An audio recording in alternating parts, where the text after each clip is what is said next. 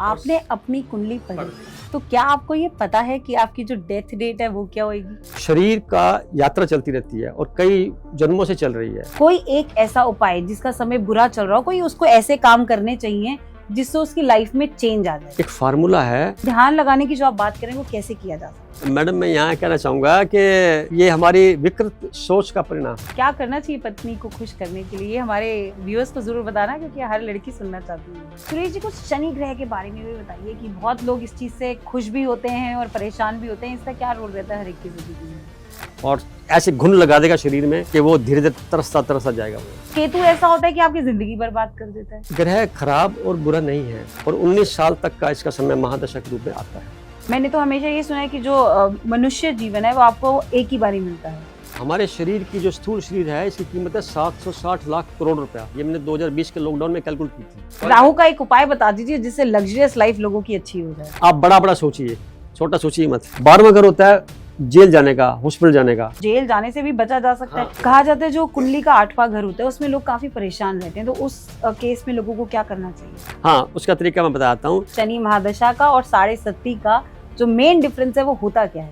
देखो, 7.5 का मतलब होता है 2.5 साल के 3 चरण होते हैं। तो 2.5, 5 और 2.5, 7 और आधा 7.5। मेरा मानना है ज्योतिष के माध्यम से लोगों को डराना नहीं चाहिए। श्वास छोटा लेते हैं, पानी कम पीते हैं। खाना खाने के 1 घंटे बाद पानी पीजिए, आराम से आप जितना मर्जी पीजिए, और गुनगुना पानी पीजिए। रात को सोने से पहले 1 गिलास गर्म पानी पी के सोइए, आप सिप सिप करके। कमल का फूल कभी देखा होगा आपने, तो पानी उसको टच नहीं करता। पानी की मजाल नहीं है कि उसको टच कर जाए। पानी का लेवल बढ़ेगा, फूल और ऊपर उठ जाएगा। तो यही रीजन तो नहीं है जो बीजेपी आज के टाइम पे इतनी आगे बढ़ती जा रही है, क्योंकि उनका तो चिन्ह निशान ही कमल का फूल है। वो अपनी मर्जी से जाएंगे, माई का लाल उनको कुटाने वाला नहीं है। तो आपके हिसाब से अभी आगे भी मोदी जी का युग है, और राहुल गांधी का आपने कभी कुंडली देखी है? राहुल गांधी, प्रियंका गांधी का उनका योग बनता है प्राइम मिनिस्टर बनने। तो ये जितने भी ग्रह हैं, अगर आप उनको ठीक करना चाहते हैं तो जरूर ये वीडियो देखें और सर की सारी बातें सुनिए।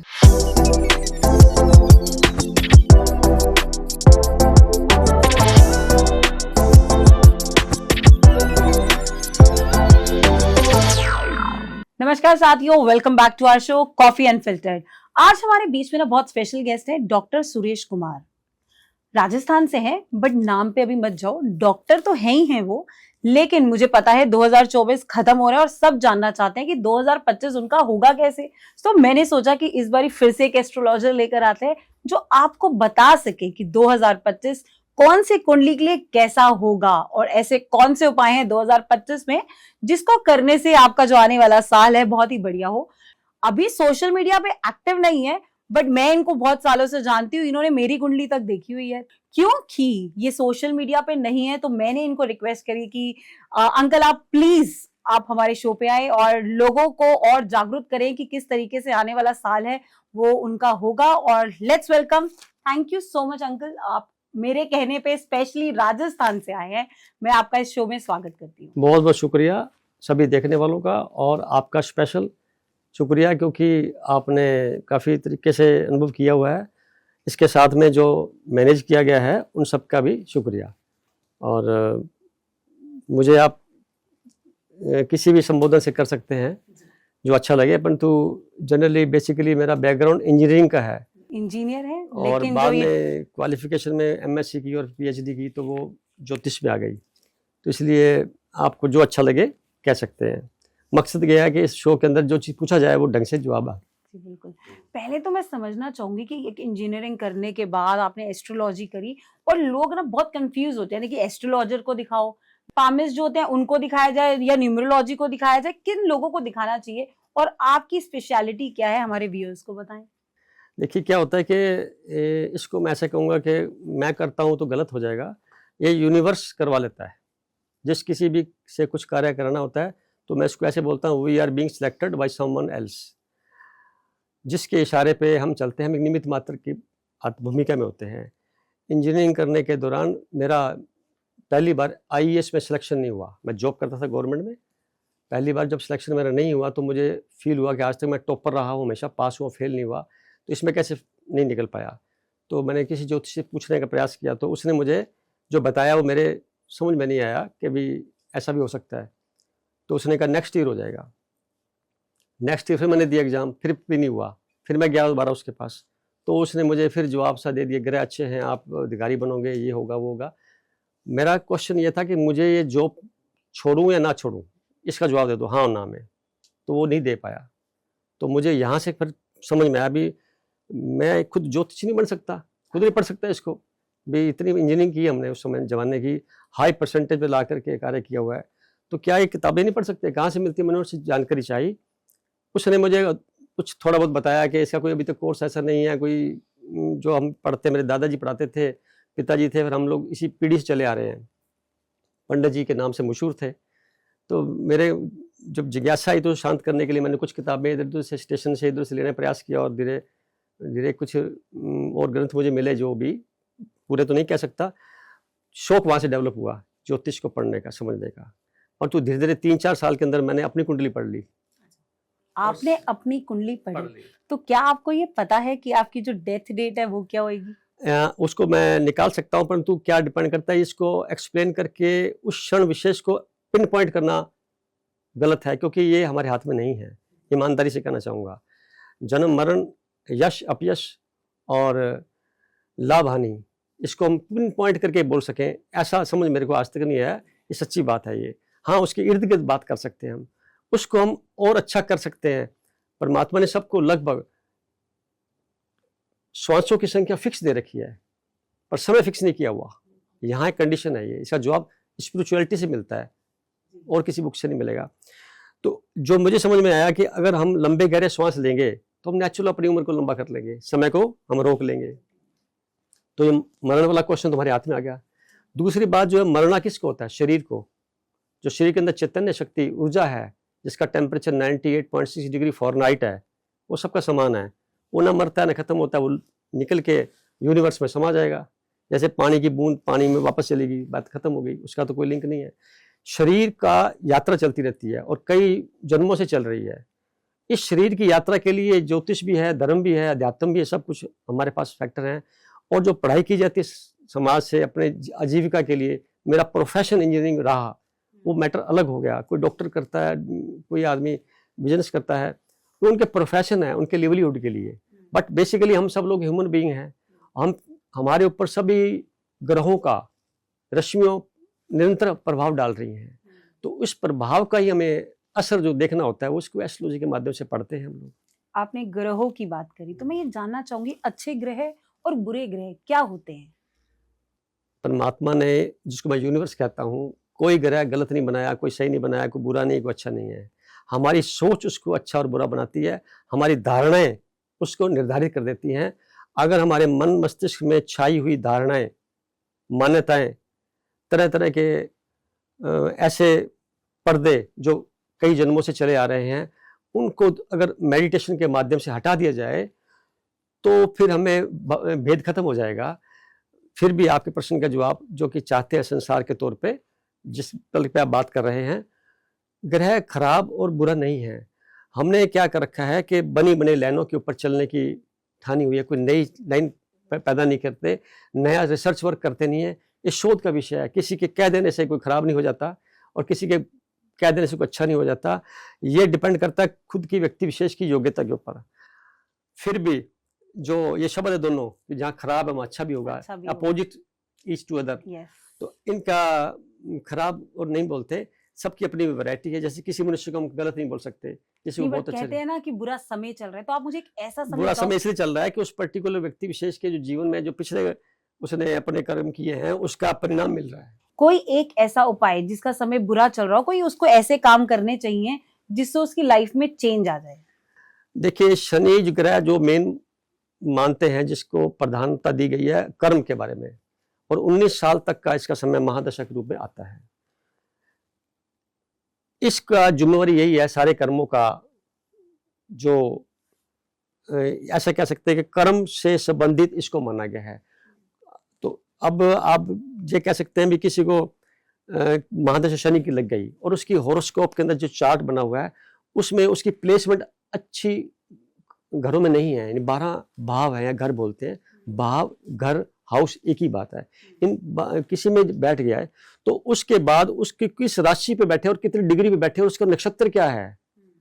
तो नक्षत्र उसका उसे कंफर्टेबल मिल गया, मानो राशि कंफर्टेबल नहीं मिली और वो भाव कंफर्टेबली मिला तो मिश्रित प्रभाव मिलेगा। इसको आप ऐसा भी समझ सकते हैं कि शनि ग्रह की यहाँ से काफी दूर होने की वजह से जो उसकी रश्मियां हैं वो सूर्य के वायुमंडल से क्रॉस होकर के पृथ्वी के ऊपर आ रही हैं। तो कुछ लोग रत्न पहन लेते हैं, नीलम पहन लिया, तो उस रत्न के माध्यम से उसके स्किन को उंगली टच होता है, टच करते हुए और जो ब्लड की वेन्स नीचे जा रही है उससे उसके ऊपर असर डालते हुए उसके pituitary gland, thalamus gland, hypothalamus gland जो हमारा स्कल के अंदर होता है वहां वो स्पंदन होता है, उससे उसकी निर्णय शक्ति बदलती है। निर्णय शक्ति बदलने से क्या होगा कि वो निर्णय आसानी से, सरलता से और सही टाइम पर सही निर्णय लेने में सक्षम हो जाता है। ये 20 से 25% कार्य होता है, बाकी तो सारा डेस्टाइन पहले से है, वही होके रहेगा, अवसर वही मिलेंगे। आपकी जो सोच है या आपका उस वक्त का निर्धारण है वो डिपेंड करता है कि आप उस वक्त कैसे उसको टैकल करते हैं। अवसर खो देते हैं कि अवसर आप ग्रैब कर लेते हैं, ये सारा उस वक्त की मानसिकता पर डिपेंड करता है। तो अच्छा बुरा कुछ भी नहीं है। आपने कर्मों की बात की और मैंने हमेशा सुना है जो आपके पिछले जन्म के कर्म होते हैं वो आज के आपके जीवन में आपको दुख भी देते हैं और सुख भी देते हैं, बट जो पिछले कर्म हमने किए, पिछले अपनी जिंदगी में किया, उसका आज के समय पे मिलना ये किस तरीके से लिंक्ड है? और लोगों को तो पता ही नहीं होता कि उन्होंने पिछले जन्म में क्या गलत किया और सही किया। अगर ऐसा नहीं होता तो पहले देखिए कुछ लोग विकलांग पैदा होते हैं। अब विकलांग पैदा क्यों हुए, क्वेश्चन खड़ा हो गया। किसी के पास जवाब नहीं है, इसका साइंटिफिक जवाब भी नहीं है। इसको हम चूंकि हिंदू मेथोडोलॉजी से जुड़े हुए हैं, ऐसा मान के चलते हैं भी कुछ कर्म जो होते हैं पिछले जन्म का इसलिए मान लेते हैं कि किसी का जन्म किसी गरीब के घर में होगा, किसी का अमीर के घर में होगा, किसी का राजा के घर में होगा, किसी का बहुत साधारण परिवार में हुआ, किसी किस सामाजिक परिवेश में हुआ। तरह तरह की जातियां, विभिन्नताएं भारत में बहुत ज़्यादा हैं, विश्व में तो और भी ज़्यादा हो गई। तो ये पीछे अगर इस जवाब दिया जाए इसका, तो जवाब वही बनता है कि वो पीछे से कोई चैन चली आ रही है। इसको मैं ऐसे भी समझाता हूँ, कल्पना करो सबसे पहले इस धरती पर अरबों खरबों साल पहले एक माता पिता अवतरित हुए होंगे, दोनों जने आए होंगे ना, और उन्होंने कुछ भोजन किया होगा उस वक्त, और फिर उनके संतान उत्पत्ति हुई होगी। जो भोजन किया गया उसके अंश हमारे शरीर में सभी के मौजूद हैं, चाहे थोड़े से भी हैं। ये आप साइंटिफिकली बता रहे हो या एस्ट्रोलॉजिकल वाइज बता रहे हो या स्पिरिचुअल वाइज? ये स्पिरिचुअलिटी से जवाब दे रहा हूँ आपको, क्योंकि सारे जवाब आपको एस्ट्रोलॉजी से, धर्म से नहीं मिलेंगे। स्पिरिचुअलिटी उसको बोलते हैं जो यूनिवर्सल हो, जिसको कोई नकार ना सके। धर्म का मतलब होता है, इसमें बड़ा डिफरेंस है बहुत ज़्यादा। वो कुछ लोगों के चुनिंदा बनाए गए सिद्धांतों को प्रतिपादित करके फिर फॉलो करना, किसी पंथ को, किसी विशेष संप्रदाय को चलाना धर्म माना जाता है। यूनिवर्सल चांद एक है, सूर्य एक है, सबको कोई ये दावा नहीं कर सकता कि मेरा है, कि उसका है, या किस जाति का है। इसलिए उसको बोलते हैं यूनिवर्सल ट्रुथ। तो वो स्पिरिचुअलिटी में चला जाता है। तो जब वो उनकी संतान पैदा हुई, संतान पैदा होने के बाद में और लंबे नेटवर्क बनते चले गए, तो आंतरिक तौर पे हम देखें सब बहन भाई हैं, है ना। वो अलग बात है, भूल गए अपने फोर फादर्स को, भूलते चले जा रहे हैं, याद भी नहीं होगा कि चौथी पांचवी पीढ़ी में कौन था, नाम भी याद नहीं होगा। तो ये देखिए कि जब इतना क्रम चलता आ रहा था, तो शुरू में जब आए, ऐसा मानिए उस वक्त की मानसिकता में आज की मानसिकता में जमीन आसमान का अंतर होगा, क्योंकि उस वक्त इतना पूरा आपाधापी भागदौड़ वगैरह नहीं थी, इतना ज़्यादा नकारात्मक माहौल नहीं था। तो जो प्योरिटी थी शुरू की, वो प्योरिटी में धीरे धीरे डिग्रेडेशन होता चला गया, जन्म बाय जन्म, दर बाय दर। और फिर कर्मों की बात करें, कर्म दो तरह के होते हैं। एक होता है इंटेंशनली करना, आपका पीछे भाव क्या है, क्या मकसद क्या है, और दूसरा होता है अनइंटेंशनली करना, जो हो रहा है ठीक हो रहा है स्वीकार भाव से।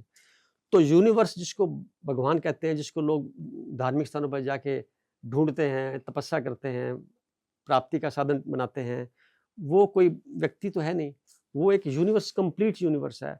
और उस यूनिवर्स के हम वंश मान सकते हैं, अंश नहीं कहूँगा मैं, क्योंकि एनर्जी जो है ना कभी डिस्ट्रॉय नहीं की जा सकती और ना कभी क्रिएट की जा सकती है, वो स्थिर है, रूपांतरित होती रहती है। तो हम उसके एक वंश के रूप में, यानी उसी बरादरी के हैं। यानी समुद्र के पानी में से अगर आप एक कटोरी पानी ले आओगे, तो उसके जो कैरेक्टरिस्टिक्स हैं वो सारे समुद्र को रिप्रेजेंट करेंगे। हमारे खून का एक कतरा, एक बूंद का जो करेक्टरिस्टिक्स होगा या ब्लड ग्रुप जो भी है, ओ बी जो भी है, वो का वो सारे खून में वही होगा। तो इसका मतलब समझ में आता है कि यूनिवर्स के हम उस वंश के हैं, अंश के नहीं हैं। आप वंश की बातें कर रहे हैं, बट आज के समय में जो जिस तरीके से धर्म को बांटा जा रहा है, तो वो तो उसके एकदम ऑपोजिट हुआ। तो वो समझ की कमी आ गई ना, ये क्योंकि यहाँ क्या हो गया कि लोग सब बाहर की यात्रा कर रहे हैं। शरीर मिला है, प्यारा शरीर मिला है, और इस शरीर का जो दुरुपयोग करते हुए यात्रा बाहर की जा रही है। जिस दिन ख्याल आ गया भी मुझे अंदर भी कुछ देखना है, तो जो बाहर दिखाई दे रहा है वो सारा अंदर भी मौजूद है, क्योंकि वंश तो वही माना जाएगा ना। उसके लिए फिर हमें ध्यान साधना की जरूरत पड़ेगी। ध्यान साधना से ही हम अपने आप को इंट्रोस्पेक्शन कर सकते हैं, और उससे हम अपने आप को चेक कर सकते हैं, अपने विचारों को जो चल रहे हैं, और इसके साथ हम अपने कर्मों को भी चैनलाइज कर सकते हैं। ऐसा मानते हो कि हमें कोई देख रहा है, we are being watched by someone and we are being played by someone. हम अपनी मर्जी से सारे कार्य नहीं कर सकते, इवन दो आप श्वास भी अपनी मर्जी से नहीं ले सकते। ये भी कृपा किसी की चल रही है। हाँ, इसको कुछ समय के लिए आप आयाम दे सकते हैं प्राणायाम के माध्यम से, इसके अलग परिणाम है, अलग पहलू है। पर मेन मकसद जो आपने कहा, समाज को अगर देखें तो इस वक्त जो ज़रूरत है मेडिटेशन की, बहुत ज़्यादा ज़रूरत है। एस्ट्रोलॉजी एक गाइड का काम करती है। अपनी चार्ट से देख सकते हैं कि मेरा जीवन कहाँ मुझे ले जाना चाहता है, क्योंकि आप एक यूनिटी हैं इस वर्ल्ड की। जो खूबी आपके अंदर है वो दूसरे में नहीं है। You are unique. सभी अपने आप को ऐसा समझ ले में, तो वहाँ पे कंपटीशन नहीं रह जाएगा कि अगर मेरा काम वो नहीं कर सकता और उसका काम मैं नहीं कर सकता। वो अपनी जगह पे श्रेष्ठ है, मैं भी अपनी जगह पे श्रेष्ठ हूँ। ऐसे भाव से अगर हम रहेंगे, बात करेंगे, तो समाज में सारी बीमारियां खत्म हो जाएंगी जो आप देख रहे हैं, समझ रहे हैं, बात कर रहे हैं। कंपटीशन की आपने आज बात करी है, और फिर तो ये पढ़ाई लिखाई ये सब वेस्ट है, मतलब फिर तो हमें छोड़ देनी चाहिए। वेल, कंपटीशन से मेरा मतलब है हेल्दी कंपटीशन हो। अब हेल्दी कंपटीशन मानते हैं कि आज की डेट में आप दूसरे की बुराई करके अपने आप को अच्छा साबित कर ले। ईगोस प्रॉब्लम सबसे ज्यादा है, क्योंकि लगता है कि मैं करता हूँ, जबकि वो भूल चुका है यूनिवर्स जिसने तेरे को धरती पर अवतरित भेजा, उसको भूलना। आप देखिए, थैंक्स ही नहीं कहते। हमारे शरीर की जो स्थूल शरीर है, इसकी कीमत है 760 लाख करोड़ रुपया। ये मैंने 2020 के लॉकडाउन में कैलकुलेट की थी, जब फ्री हो गया थोड़ा। ओके, ये कैसे कैलकुलेट की जाती एक एक पार्ट के अंक के हिसाब लगाया। मार्केट में मिल सकता है क्या? है? ऐसा कैसे हो सकता हो सकता है, नहीं मिल सकता ना। तो मैंने क्या मिल गया 760 लाख रुपया। और जो इसका मैकेनिज्म है, भी खाना कोई भी खाओ, अभी आपने कॉफी की बात की, कोई कुछ खाना खाएगा तो उसका खून बन गया, उसका एनर्जी बन गई। इस मैकेनिज्म की मैं कीमत नहीं निकाल पाया, वो मेरी बुद्धि छोटी है। परंतु इतने सुंदर शरीर को, इतने अच्छे शरीर के लेने के बाद, और मुफ्त में मिला हुआ है, कोई पैसा भी नहीं लगा, एक दिन भी कभी परमात्मा को थैंक्स नहीं कहा होगा। आप ध्यान लगाने की बात कर रहे हैं, तो किस तरीके से आजकल की जनरेशन, क्योंकि इतने ईगोइज इश्यूज हैं, इतनी प्रॉब्लम्स है लाइफ में कि कोई स्थिर नहीं है अपनी लाइफ में। जो सुबह उठता है उसको कहीं ना कहीं भागना है, उसकी 10 प्रॉब्लम्स है, तो वो ध्यान लगाने की जो आप बात कर रहे हैं, वो कैसे किया जा सकता है? ध्यान से मतलब है, हम बचपन से सुनते आ रहे हैं, हम माता पिता हमको कहते हैं बेटा ध्यान से काम करो, ध्यान से जाओ, ध्यान में रहो। तो ध्यान एक कॉमन वर्ड है, इसके मीनिंग बड़े वास्ट हैं। छोटा मीनिंग भी है, वास्ट मीनिंग भी है। ध्यान से तो हम जनरली बोलते हैं अटेंटिव होकर काम करो। ध्यान का मतलब ये है कि हम इस वक्त किस चिंतन के अंदर हैं। चिंतन, ध्यान से मतलब चिंतन। मैं आपसे बोलूं कि अपने हस्बैंड को आप याद करो तो कितनी देर लगेगी आपको?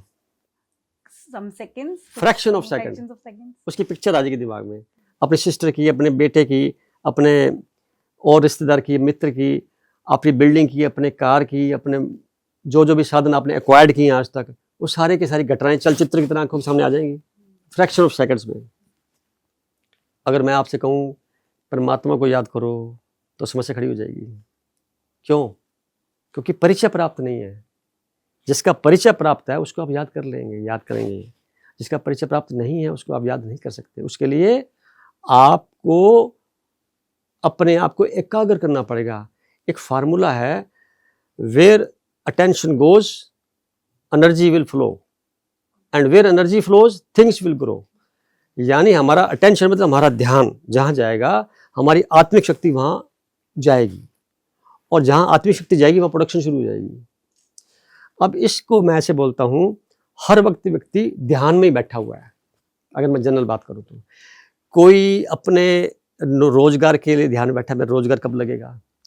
कोई किसी का पैसा डूब गया तो पैसा वापस लाने के ध्यान में बैठा होगा। कोई बीमारी से जूझ रहा है तो अपनी बीमारी को ठीक करने में जूझ रहा होगा।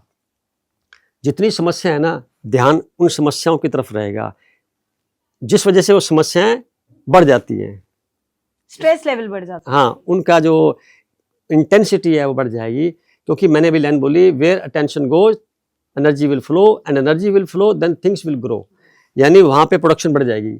आप के पास इतनी ताकत है, आत्मिक शक्ति, कि अगर आप किसी को बड़े गौर से देखेंगे तो उसमें भी 2-3 भाव होंगे, प्यार से देख रहे हैं, श्रद्धा भाव से देख रहे हैं, या आशीर्वाद रूप में देख रहे हैं, वैसा वैसा प्रभाव उस सामने वाले पे पड़ेगा। अब वैसे वैसे हमारी आंखें बन जाएंगी, वैसे वैसे करुणा बहेगी। तो ध्यान का मतलब सिर्फ इतना ही है कि नंबर ऑफ जो थॉट्स चल रहे हैं हमारे मस्तिष्क में, इनकी स्पीड को धीरे धीरे मिनिमाइज करते हुए बहुत कम कर देना, वो स्थिति ध्यान की सर्वोत्तम स्थिति बन जाती है। सबसे पहले स्थूल शरीर को हमें बिना हिले डुले एक जगह पे मूर्तिवत कम से कम 45 मिनट्स तक रखने की प्रैक्टिस करनी होती है। सबसे पहला काम तो ये, जब आप स्थूल शरीर ही आप हिला डुला रहे हैं तो मन तो हिलता डुलता रहेगा। उसके बाद फिर आप आंख बंद करें चाहे आंख खोलें, कम से कम ये है कि कोशिश करें कि मैं जितना हो सके पलके कम झपके, ये भी एक ध्यान हो गया। और इसके लिए हम बोलते हैं त्राटक करिए। तो चांद के पूर्णमासी वाले दिन या पूर्णमासी से एक दिन पहले, एक दिन बाद में, इन 3 दिन में चंद्रमा की रोशनी बड़ी पावरफुल होती है। तो लगातार आप उसको 1 घंटा, 1.5 घंटा, 2 घंटे अपलक बिना पल के झपके देखिए, अभ्यास करिए। इससे आपकी एकाग्रता बढ़ जाएगी। या किसी लो के आगे, मोमबत्ती के आगे या दीपक के आगे आप अपने आप को लगातार उसकी लो को देखते रहिए, समकक्ष आंखों के। या फिर अब दर्पण में अपनी शक्ल को देखिए, उसमें भी कोशिश करें, जब बिंदी आपने लगाई है इस बिंदु को देखिए।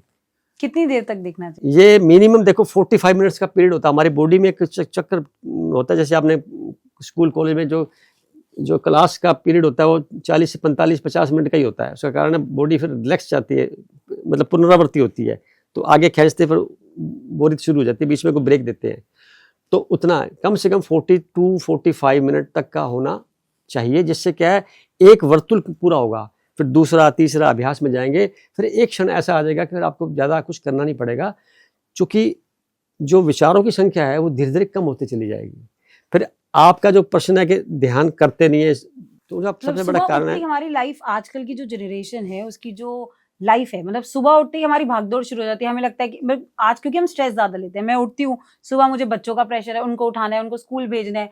अब जो पहले जमाने की औरतें होती थी वो सुबह 4-5 बजे उठती थी और सब करती थी, लेकिन आजकल की जो जनरेशन की गर्ल्स हैं, मैं आपको अपने पर्सनल बात बता रही हूँ कि अगर बच्चों को 7 बजे भी स्कूल भेजना है तो हम तो उठते ही 6:30 है। तो वो ध्यान का टाइम किस टाइम लगाया जाए, सुबह उठते ही या पूरे दिन में कभी भी? प्रायोरिटी बदल गई है, प्रायोरिटी बदल गई है। आपके लिए मकसद एक है कि मुझे आज ये कार्य करना है ताकि जो आपकी इनकम का सोर्स है वो बना रहे, और बच्चों को आप एक यंत्रवत तैयार करके भेज दिया, आप अपनी ज़िंदगी चलाओ। और उसके बाद आपने बाहर से कुछ लेकर के आए, कुछ बदल करके आए, पहले जैसे नहीं रह के गए। क्योंकि अगर पहले जैसे रहना है तो ध्यान सीखना पड़ेगा, यहाँ मैं लाइन बोलूँगा। अगर आपने हमेशा एक जैसे रहना है तो आपको मेडिटेशन सीखना ही पड़ेगा। मेडिटेशन तो करते हैं पर नेगेटिव पार्ट पे करते हैं, संसार का मेडिटेशन करते हैं। मैं ये कहता हूँ अपने आप को चेक करो। मैं आपसे क्वेश्चन पूछता हूँ, आपका हाथ ऐसे करिए। ये किसका हाथ? मेरा हाथ है। ये आपका हाथ है, ये चेहरा आपका है, ये पैर आपके हैं, ये शरीर आपका है। आप कहाँ हैं? आपसे बात कर रहे हैं। आप कहाँ हैं शरीर में? अब क्वेश्चन खड़ा हो गया, इसको ढूंढिए आप। ये आपको मैंने क्वेश्चन दिया है, ये मेडिटेशन का एक पार्ट है। आप अपने आप को, दिमाग तो 24 घंटे भागता रहता है कहीं, उसको आप ऑब्जर्व करिए। आप अलग हैं, शरीर अलग है, इसकी भिन्नता को अनुभव करना, ध्यान की प्रकाष्ठा में पहुंचना है। ये परिणाम है उसका कि मैं अलग, शरीर अलग। फिर क्या मजाल के शरीर आपकी मर्जी के बिना इधर से उधर हो जाए, क्या मजाल के कुछ ऐसा गलत हो जाए, क्योंकि आपने अपने आप को पहले साध लिया। इसको बोलते हैं साधना, लगातार अभ्यास। शनि ग्रह इसका कारक है, शनि ग्रह मेडिटेशन का कारक है। शनि ग्रह मेडिटेशन का इसलिए समझा जाता है क्योंकि दृढ़ता का सिंबल है ये। शनि मतलब दृढ़, ईमानदार, clear, without confusion, without illusion. इस पर्टिकुलर प्लेनेट को लोगों ने काफ़ी कुछ इसके बारे में नेगेटिव बोल करके तरह तरह के उपाय बता दिए गए हैं। मैं उसका जिक्र नहीं करूँगा, मुझे किसी के आस्था पे कोई चोट पहुँचाने का अधिकार नहीं है। मैं ये मान के चलता हूँ उसका जो मानना है जो मुझे समझ में आया, मैं आपको ग्रहों की बताऊंगा किसका क्या मुझे समझ में आया। वो ये कहता है कि आप अपने कार्य ईमानदारी से करो और पूरी लगन से करो, जितना आपके पास बल है उसका इस्तेमाल करो, नेक नीति से करो, यकीन करो कि उसके परिणाम कब मिलेंगे, जब शनि की 7.5 लग जाएगी। जब आपने क्वेश्चन, मेरा एक क्वेश्चन आने ही वाला था कि इन दोनों का डिफरेंस क्या होता है, शनि महादशा का और 7.5 का जो मेन डिफरेंस है वो होता क्या है? देखो 7.5 का मतलब होता है 2.5 साल के 3 चरण होते हैं, तो 2.5, 2.5, 5 और 2.5, 7, 7 और आधा 7.5, तो 7.5 यानी 7.5 7.5 ईयर्स का एक पीरियड है जो लगातार चलता है। तो जिस जो हॉरोस्कोप में जब चंद्रमा विराजमान होता है, उस राशि के एक राशि पहले और एक राशि बाद में, चूंकि शनि ग्रह 12 राशियों में 2.5 साल रहता है एक इसमें, तो 12 को 2.5 से गुना करेंगे तो 30 साल, 30 साल में एक पूरा सूर्य के चक्कर लगाता है ये शनि ग्रह। तो धीरे धीरे चलता है ना, इसलिए चंद्रमा 28 दिन में चक्कर लगा लेता है, सबसे फास्ट मूविंग प्लेनेट, और वो थोड़ा लेट। हालांकि इससे और भी दूसरे प्लेनेट हैं पर उनकी चर्चा नहीं कर रहे हैं, शनि की बात कर रहे हैं।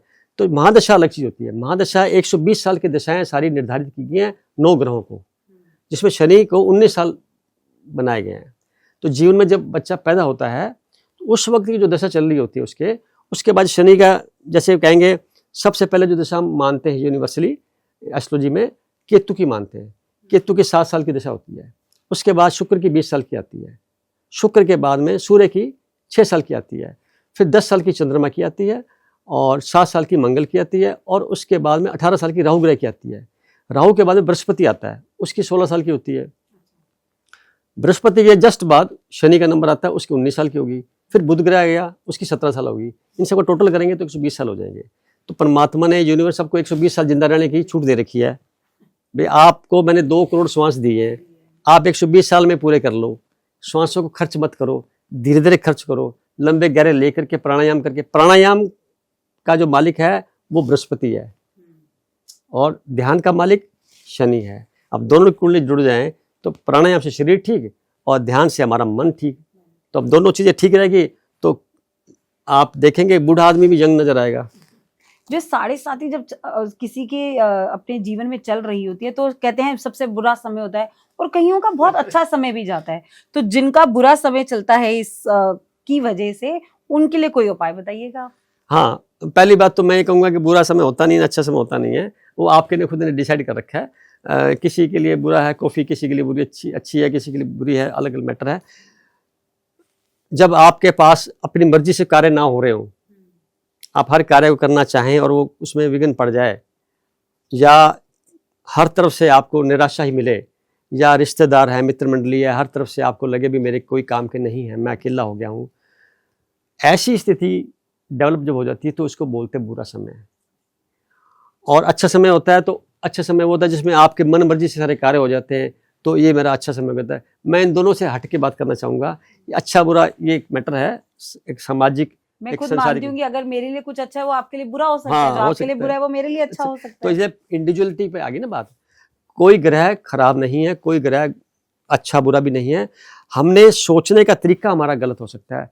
यहाँ एक बात और कहना चाहूँगा, उपाय के तौर पे कहना चाहूँगा ये कि मैं सभी ग्रहों का उपाय बता दूं, ज्यादा अच्छा लगेगा। हाँ, आप सारे ग्रहों को एक एक करके हमारे दर्शकों को बताओ कि उपाय क्या है। 2003 की बात है, रेडियो स्टेशन पे एक अनाउंसमेंट मेरे से क्वेश्चन पूछा गया था यही कि सर आप तो इंजीनियर हैं, अमीर लोग आते हैं, आपके पास गरीब तो बंदा आता नहीं है, तो ऐसे को उपाय बताओ वास्तु के हिसाब से या ज्योतिष हिसाब से जो कि एक गरीब आदमी घर बैठे अपना कर सके। तो इजी उपाय जो हर कोई घर बैठ के, वो मैं वापस रिपीट कर रहा हूँ आपके सामने। देखो, हमारे परिवार में घर में सारे ग्रह मौजूद हैं। एग्जाम्पल के तौर पर सूर्य ग्रह, पिता हमारा सूर्य ग्रह होता है। अगर आपने सूर्य को कुछ अर्घ्य देना है या समझना चाहते हैं कि सूर्य कुंडली में अच्छी पोजीशन में नहीं है, तो आप उसको चाहते हैं भी थोड़ा इंप्रूव हो जाए, उसका बल हमें मिले, तो पिता उसका रिप्रेजेंटेटिव है। आप उसके सूर्य ग्रह का, हाँ, तो पिताजी की पूरे आप श्रद्धा के साथ प्यार से बात करिए, उसके आशीर्वाद लीजिए, चरणों को छूइए। उनकी चरण छूने की बात है तो चरण गोडे को हाथ लगाना नहीं होता, पूरा उनके, उससे क्या है उसकी एनर्जी का फ्लो, यहाँ पे ना एनर्जी फ्लो होती है, तो उनकी भी एनर्जी फ्लो हो रही है, तो एनर्जी ट्रांसफर होती है, एकदम से एक सर्कल पूरा हो जाता है, वर्तुल पूरा हो जाता है, तो जो उनकी भाव थे उसे ट्रांसफर हो जाते हैं। ये है इसके पीछे भाव। चंद्रमा माता होती है। अब माता वह सास है, बुजुर्ग लेडी है, चंद्रमा है। तो अगर आप चाहते हैं कि चंद्रमा क्या रिप्रेजेंट करता है, जैसे सूर्य रिप्रेजेंट करता है आपके एक प्रकार से बोलेंगे फेम को, नेम को, आपके शरीर के ढांचे को, आपकी हेल्थ को, तो माता जो है वो लिक्विडिटी, कैश फ्लो, चंद्रमा पैसा, धनवान बनेंगे। तो वो और यात्राएं, ट्रैवलिंग, परिवर्तन, अगर परिवर्तन नहीं हुआ तो भी आदमी परेशान हो जाता है।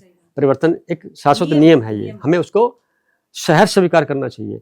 तो उस वजह से वो माता जी के चरणों में जाए, उनका आशीर्वाद लेवे, उनके साथ प्यार से बात करे, उसका सेवा करे, तो चंद्रमा आपका ठीक हो गया। बुध ग्रह जो है उसके बाद मंगल आता है। मंगल ग्रह जो है वो एक, मैं इसमें रुकूंगी आपको एक बारी, क्योंकि सूर्य और चंद्रमा का आपने इतना अच्छा महत्व बताया है कि अपने माँ बाप की सेवा करें। लेकिन जो आज की जनरेशन है अगेन अलग रहती है, उनको न्यूक्लियर फैमिलीज चाहिए, वो तो अपने माँ बाप के साथ रहना भी नहीं चाहती है। नहीं, तो उसका तरीका है, आप अपनी आंख बंद करिए, अपनी माता जी को याद करिए, आंखें पिक्चर में, यहाँ पिक्चर बन जाएगी माता जी की, आप नमस्ते कर लीजिए, क्या दिक्कत है। पिताजी को कर लीजिए, क्या दिक्कत। ये भाव यहाँ के आपका, आपकी नीयत क्या है, नीयत अच्छी होनी चाहिए, आपका इंटेंशन क्या है, यहाँ बात। और परमात्मा जिसे यूनिवर्स में कहता हूँ, वो सिर्फ आपकी इंटेंशन को चेक करता है, आपके कर्मों को नहीं देखता। कर्मों को देखने के लिए शनि ग्रह बैठा है, वो शनि से भी ऊपर है, पूरे यूनिवर्स को संभाला हुआ है, उसकी बात कर रहा हूँ मैं। वो सारे ग्रह उसके अंदर हैं, हम भी उसके अंदर हैं। हम कहते हैं परमात्मा के अंदर है, नहीं, हम परमात्मा के अंदर हैं। यहाँ थोड़ा सा वक्त है। और कई सुनते थे ना, हम उसके अंश हैं, गलत, हम उस वंश हैं। आज मैं नई चीज सीख रही हूँ कि हम वंश हैं इस देश, उसी जाति बिरादरी के हैं, जो कैरेक्टर्स उसके हैं मेरे पास है।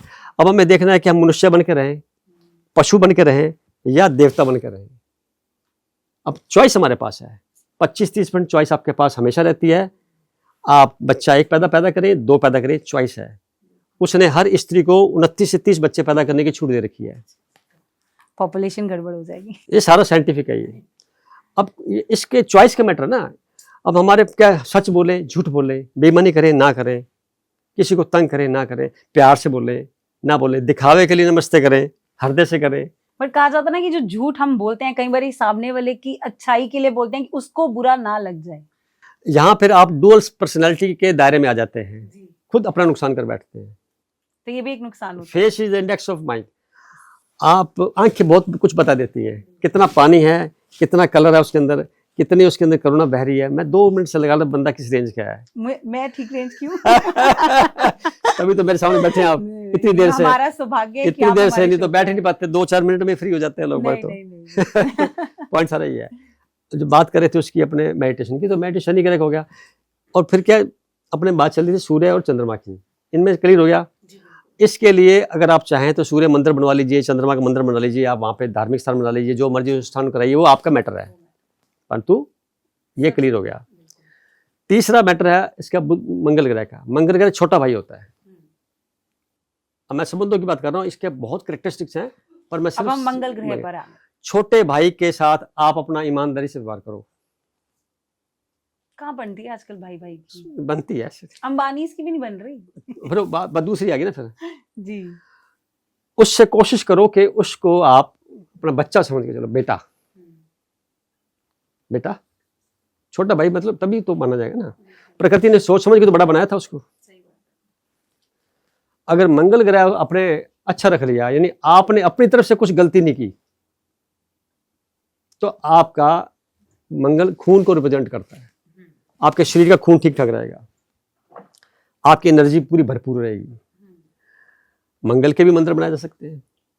हनुमान जी को मंगल का एक रिप्रेजेंटेटिव मान करके बहुत पूजा करते हैं, वो एक दूसरा मेथड हो गया। मैं जो बता रहा हूँ, आज आगे बढ़े हम तो फिर बुध ग्रह आ गया। बुध ग्रह होता है बहन। नहीं, पहले हम इसके पे बात करेंगे। अगर मंगल ग्रह अच्छा नहीं है, छोटा भाई भी हमारे साथ लाइफ में नहीं है, कहीं होते हैं आजकल सिंगल भाई या भाई बहन होते हैं, तो उसके लिए कोई एक उपाय तो ब्रदर इन लॉ होता है, ब्रदर इन लॉ मंगल अच्छा कर सकते हैं। ब्रदर इन लॉ है ना, साला है, वो भी तो मंगल ही है। ये तो बहुत ही इजी उपाय है। मतलब अपने घर वालों की रिस्पेक्ट इज द प्रायोरिटी। आप हाँ। समझिए कि पहले जमाने में अपने रिश्तेदारों की, अपनी फैमिलीज की रिस्पेक्ट होती थी, जो इस जमाने में नहीं है। मैं आपकी बात से कनेक्ट कर पा रही हूँ कि जो ये जनरेशन में प्रॉब्लम्स आ रही हैं क्योंकि हम अपने रिश्ते नहीं निभा पा रहे। तो ये जितने भी ग्रह हैं, अगर आप उनको ठीक करना चाहते हैं तो जरूर ये वीडियो देखें और सर की सारी बातें सुनिए। देखिए, आदत पड़ गई हमें सारा कुछ बाहर से घर लाने की। बिल्कुल। बच्चे भी बाहर से घर आते हैं, सारा सामान बाहर से घर आता है, तो ख्याल रहने लग गया कि भगवान भी बाहर ही घूम रहा है कहीं, और तभी सब बाहर जाते हैं यात्रा करने के लिए। घर में माता बेचारी परेशान है दवाई लेने के लिए, और पता नहीं कौन सी माता पे जाकर के अपने पाठ करते हैं। मेरे समझ से परे है। दूसरी बात एक और देखने की आती है, बुध ग्रह होता है बहन, बुआ और बेटी, तीनों बुध ग्रह के हैं। बहन जब तक शादी नहीं होती बुध ग्रह, शादी हो जाने के बाद शुक्र में बन जाती है, कन्वर्ट हो जाती है। बेटी, अब देखिए बेटी, बहन और बुआ तीनों बुध ग्रह हैं। अगर आपका रिलेशन इनके साथ अच्छा रहता है, देखो बेटी के साथ पिता जैसा रिश्ता है, तो पिता क्या केयरिंग होगा, बहन भाई भी केयरिंग होगा उसका, और बुआ है, बुआ को अदर के साथ देखा जाएगा। रिश्ता अगर रख लिया आपने ढंग से, तो आपके बुध ग्रह कुंडली में कैसा भी बैठा हुआ हो, यू आर विनर। फिर आ गया बृहस्पति। तो ऐसा कुछ है कि अपनी बहन को गिफ्ट देते रहना चाहिए? हाँ, मैं आज तक पंडित जी ने ये मेरा अनुभव है, कहा था। ये मेरा अनुभव भी है, और मैं हमेशा कहता रहता हूँ, बहन को देना, बेटी को देना, मतलब लौट लौट के वापस आ जाएगा। क्यों आ जाएगा? इस सृष्टि के बहुत नजदीक कोई है तो वो फीमेल है, मेल नहीं है, फीमेल है। चूंकि पुरुषों का समाज में वर्चस्व है, इसलिए स्त्रियों को धकेल के पीछे रखा हुआ है। मेरी नजर में स्त्रियां सबसे सर्वोपरि हैं। All respect to you. हाँ, जितने भी लोग मेरे पास आते हैं, पहला क्वेश्चन होता है धनवान बनना है, पत्नी की सेवा करो, पत्नी का ख्याल मानो आप, उसको नाराज मत करो आप। वो शुक्र ग्रह आपके लिए, शुक्र ग्रह पूरे संसार का धन दौलत वैभवता का मालिक है। अगर आपने उसको परेशान किया तो ये शुक्र राहु बन जाएगा, फिर कंफ्यूजन और रिलीजन में जिंदगी जियोगे, घबराते फिरोगे, क्या करूं क्या ना करूं। और बहुत से लोगों की जिंदगी बदली भी है इससे, तो डाइवोर्स के केस भी खत्म हो जाते हैं ऐसे बात करते करते। हाँ, तो ये क्योंकि सच बता दी ना मैंने तो आपको, गलती तो आपको पकड़ में आ जाएगी 2 मिनट में। आपने गलती की है, स्वीकार करो। गलती की है, स्वीकार करने की हिम्मत नहीं है, ईगो आड़े आ रहा है, कोई बात नहीं, दोनों हाथ फैला के यूनिवर्स से थैंक्स, क्षमा मांग लो आप, शुक्रिया प्रभु, दोबारा नहीं करनी। बृहस्पति की बात कर रहे थे। बृहस्पति क्या, बड़ा भाई, गुरु, या जो शिक्षा देने वाला हो, टीचर, बड़ा भाई के साथ संबंध रख ले अच्छे, तो क्या मजाल के गड़बड़ हो जाए, हो ही नहीं सकते, क्योंकि उसका बहुत बड़ा कृपा वाला हाथ जाएगा। बृहस्पति के बाद आता है शुक्र का नंबर। शुक्र ग्रह हमारी पत्नी होती है, पुरुषों की पत्नी होती है, और पत्नियों के लिए पुरुष मंगल होता है वैसे तो रिप्रेजेंटेशन में, पर शुक्र ग्रह दाम्पत्य जीवन का कारक भी है, और शुक्र ग्रह पूरे संसार में उपलब्ध सुख के साधनों को भी रिप्रेजेंट करता है। Comforts life, comforts family life, married life even, इसको बरकरार रखना है आपने। क्या करना चाहिए पत्नी को खुश करने के लिए, ये हमारे व्यूअर्स को जरूर बताना, क्योंकि हर लड़की सुनना चाहती है, ताकि वो अपने पति को बता सके कि भैया इस चीज को फॉलो करो। 2 बातें हैं खास तौर पे। अगर आप चाहते, अपने जॉब से सेटिस्फाई नहीं है, पैसा कम आ रहा है, लग रहा है पैसा बढ़ जाए, कंफर्ट्स की चीजें मन मुताबिक आ जाए, अच्छी कार हो, अच्छा मकान हो, ये सारा शुक्र ग्रह ही है। अच्छी ज्वेलरी हो, अच्छे कपड़े हो, शुक्र ग्रह है सारा, और नए नए हो, शुक्र ग्रह है। इसको करने के लिए क्या करें, सबसे जो मुद्दा बनता है, घर की जितनी भी स्त्रियां हैं, देखो उनके परिणाम तो अलग मिलेंगे ही मिलेंगे। जैसे चंद्रमा है तो वो सासू माँ भी है, माता भी है, और बड़ी बहन शुक्र भी हो सकती है, छोटी बहन बुध है, ये तो अपना रोल अदा करेंगे। पर जो पत्नी कहीं और से हमारे इशारे पर चल कर के आगे सारा जीवन समर्पण करने के लिए, मेरे को कोई कहे किसी के घर में 3-4 दिन रह ले तो मैं बड़ा सोचने बैठ जाऊंगा, वो जिंदगी भर के लिए एक अनकंडीशनल आ गई है। मेरा सामाजिक प्राणी होने के नाते इतना दायित्व बनता है कि जीवन भर के लिए कृतार्थ रहा जाए, उसके लिए कृतार्थ रहा जाए, उसके लिए ओब्लिगेशन रहा जाए उसका, कि उसने जो जीवन मेरे साथ बिताने की कसम खाई है, तो मेरा दायित्व बनता है कि उसको मैं उसकी जितनी संभव बनता है, कम से कम मैं सुख नहीं दे सकता, दुख भी तो ना दूं। ऐसा अगर सोच लिया जाए तो जितने भी ये जो आए दिन तलाक के केस हो रहे हैं, मन मुटाव हो रहे हैं, सारे खत्म। उसको हम एक बंधुआ मजदूर बना के रख दें, काम वाली बाई बना के रख दें में, या उसको सिर्फ इतना सा अधिकार दे दें कि भाई ठीक है तेरे नाम पे संपत्ति कर दी गई हमने, ये नाइंसाफी है। उसको एक दोस्त की तरह, एक मित्र की तरह, एक जीवन साथी की तरह, जिसके साथ हमने अपना जीवन के अंतिम क्षण भी बिताने हैं, ऐसा मानते हुए, और अगर ज्यादा कुछ करना चाहें तो उसको देवी क्यों नहीं मानते आप? 9 महीने की तकलीफ तो वो झेलती है। पिता का संबंध तो क्षणिक होता है और उसका परिणाम जो 9 महीने झेलती है, और उसके बाद भी जिंदगी भर के लिए सारा कुछ उसको संभालती है। उसको किसी भी जगह पे हम लिख नहीं सकते, उसको कहीं उसको अकाउंट्स में नहीं ले सकते। इतना जबरदस्त उसका योगदान जीवन में, और उसके बाद उसको सुनने को मिलता है दहेज के नाम पे प्रताड़ना, उसके रंग रूप के नाम पे प्रताड़ना, उसके संबंधियों के नाम पे प्रताड़ना, किसी और के नाम से प्रताड़ना, ये जितना कुछ लोग करते हैं। तो एक जो शब्द आता है ना, 7 जन्मों का संबंध है, मैं ये कहता हूं अगर आपने पिंड छुड़ाना है पति पत्नी से, मान लो कोई गलत हो भी गया रिश्ता, तो उसका सरल तरीका बताता हूँ मैं आपको, ताकि समस्या सोल्व हो जाएगी जीवन की। क्या है कि हर पति को चाहिए कि मेरी पत्नी से छुटकारा पाना है। मतलब कई लोग ऐसे भी मेरे पास आते हैं, तो मैं उसको ये कहता हूँ कि 7 जन्म तेरा पीछे नहीं छोड़ेगी, ऐसा तूने सुना भी है, बताते हुए लोग कहता हाँ, कहता नहीं 1 जन्म से परेशान हो गया। तो मैं कैसा तरीका ये नहीं है, कोई हिसाब किताब पिछला लेकर के आए थे, उसको आप क्लियर करना है। तो एक सुंदर तरीका ये है, पत्नी के लिए भी पति के लिए भी, जिनको अलग होना है, हाँ, अपने जीवन साथी को भरपूर प्यार दो, और इतना दो अपनी क्षमताओं से भी ज्यादा उसकी मदद करो, उसका सहयोग करो, उसकी इच्छाओं पे खरे उतरो, ताकि 7 जन्मों का जो खाता है ना, वो 1 जन्म में पूरा करके अंतिम जन्म सिद्ध करके टाटा बाय बाय करके दुनिया से चले जाओ, ताकि दोबारा अपनी मर्जी से आओ, भेजने जाओ, अपनी मर्जी से जाओ, हमें को उठा के ना लेके जाए शमशान घाट। ये शक्ति हम डेवलप कर सकते हैं, नामुमकिन है, नामुमकिन है, बिकॉज आजकल तो पेशेंस ही नहीं है। कर सकते हैं। तो कारण मैंने बताया ना, हम ईर्ष्यावश उसको तंग करना चाहते हैं, उसको टॉन्टिंग में बात करते हैं, उसको परेशान करते हैं, उसके ऊपर तो हाथ उठा लेते हैं। कुछ लोग तो ऐसे भी निकम्मे हैं, आज जो मुझे गाली गलौज करते हैं। हम लोगों के जो आसपास के लोग हैं, आजकल लड़कियों को काम करने का है कि हम लोग आगे बढ़े, एम्पावरमेंट बढ़ती जा रही है और जॉब्स करती हैं, और जब वो जॉब करती हैं तो उसको और प्रेशर किया जाता है। यहाँ मैं कहना कई बार उसको कहा जाएगा कि अरे तुम तो सारा दिन घर के बाहर रहती हो, जबकि वो घर के लिए काम कर रही है ना, अपने बच्चों के लिए काम करती है। बोला जाएगा अरे तुम तो 10 लड़कों के साथ बैठती हो, लड़कियों के साथ बैठती हो, तुम्हारा तो लाइफ एंजॉय कर रही हो, तुम्हें घर से मतलब नहीं है। आजकल तो ये कन्वर्सेशन स्टार्ट हो गया जब महिलाएं बाहर जाके काम करना चाहती हैं। मैडम मैं यहाँ कहना चाहूंगा कि ये हमारी विकृत सोच का परिणाम है। ये क्या अधिकार है इसको ऐसा कहने का? क्या अधिकार है ऐसा कहने का? आपसे ज्यादा कमा रही होगी, हो सकता है ज्यादा नहीं कमा सकती, तो अपनी जिंदगी को चलाने के लिए जितना उसका खर्चा उससे 10 गुना ज्यादा कमा रही होगी, बाकी 9 गुना तो परिवार में दे रही है। फिर आकर के बच्चों को संभालना, फिर पति की सारी इच्छाएं, पति के दोस्तों को, उनको भी, फैमिली वालों को, परिवार को, अपने दूसरों को, बाहर के समाज को, सबको निभाती है वो बड़े शिद्दत के साथ, और सुनने को मिलता कुछ नहीं किया।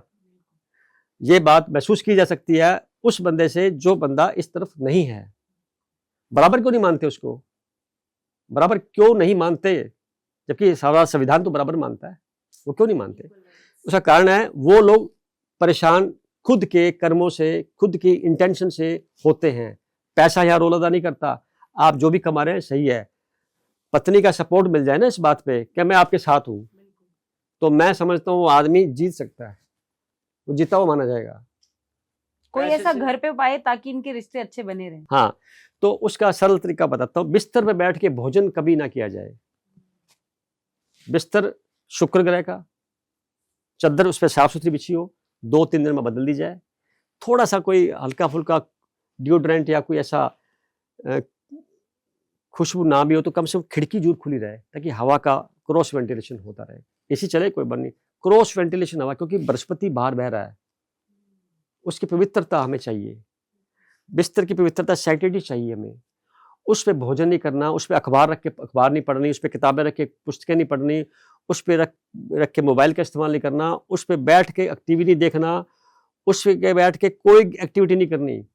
शुक्र ग्रह का बिस्तर, भोजन मंगल ग्रह का, पानी चंद्रमा का, चाय राहु ग्रह की, सलाद बुध ग्रह का, चपाती सूर्य ग्रह की, सब्जी मिक्स कई ग्रहों की, इन सबको इकट्ठा करके स्टील की प्लेट, फिर राहु, और फिर उसके बाद में उन सबको इकट्ठा करके जगह रख दिया, कॉकटेल बना दिया आपने। अब जो बिस्तर पे लोग खाते हैं बीमार हैं, उनके फिर खाने के बाद पति पति लड़ेंगे आपस में। पर आजकल तो छोटे घर होते हैं ना, 2 कमरा और ड्राइंग रूम है, तो उस केस में उनको किस तरीके से खाना चाहिए? ऐसी स्थिति में नीचे बेड के पास बैठ जाओ ना, नीचे बिठाओ। बिस्तर की सैंक्टिटी को, उसकी पवित्रता को भंग मत करिए। ड्राइंग रूम में खा सकते हैं? ड्राइंग रूम में खा लीजिए, किचन के आसपास खाएंगे तो क्लह क्लेश खत्म ही हो जाएंगे। तो मंगल की किचन होती है, और राहु ग्रह डिस्टर्ब करता है दाम्पत्य जीवन को, हॉरोस्कोप में भी ऐसा होता है। तो वो लोग सलाह दी जाती है भी आप भी किचन के अंदर या किचन के आसपास गरम गरम खाना फ्रेश साथ बैठे खाइए, साथ बैठे खाइए।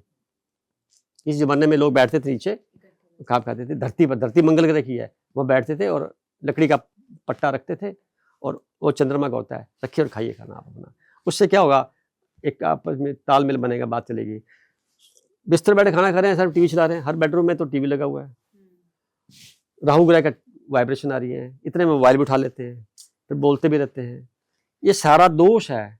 भोजन आपने गलत किया, भोजन जा रहा है जैसे बेहोशी की हालत में, कहाँ जा रहा है पता नहीं, और फिर उससे ठंडा पानी पी लेंगे। वो भी नहीं पीना चाहिए।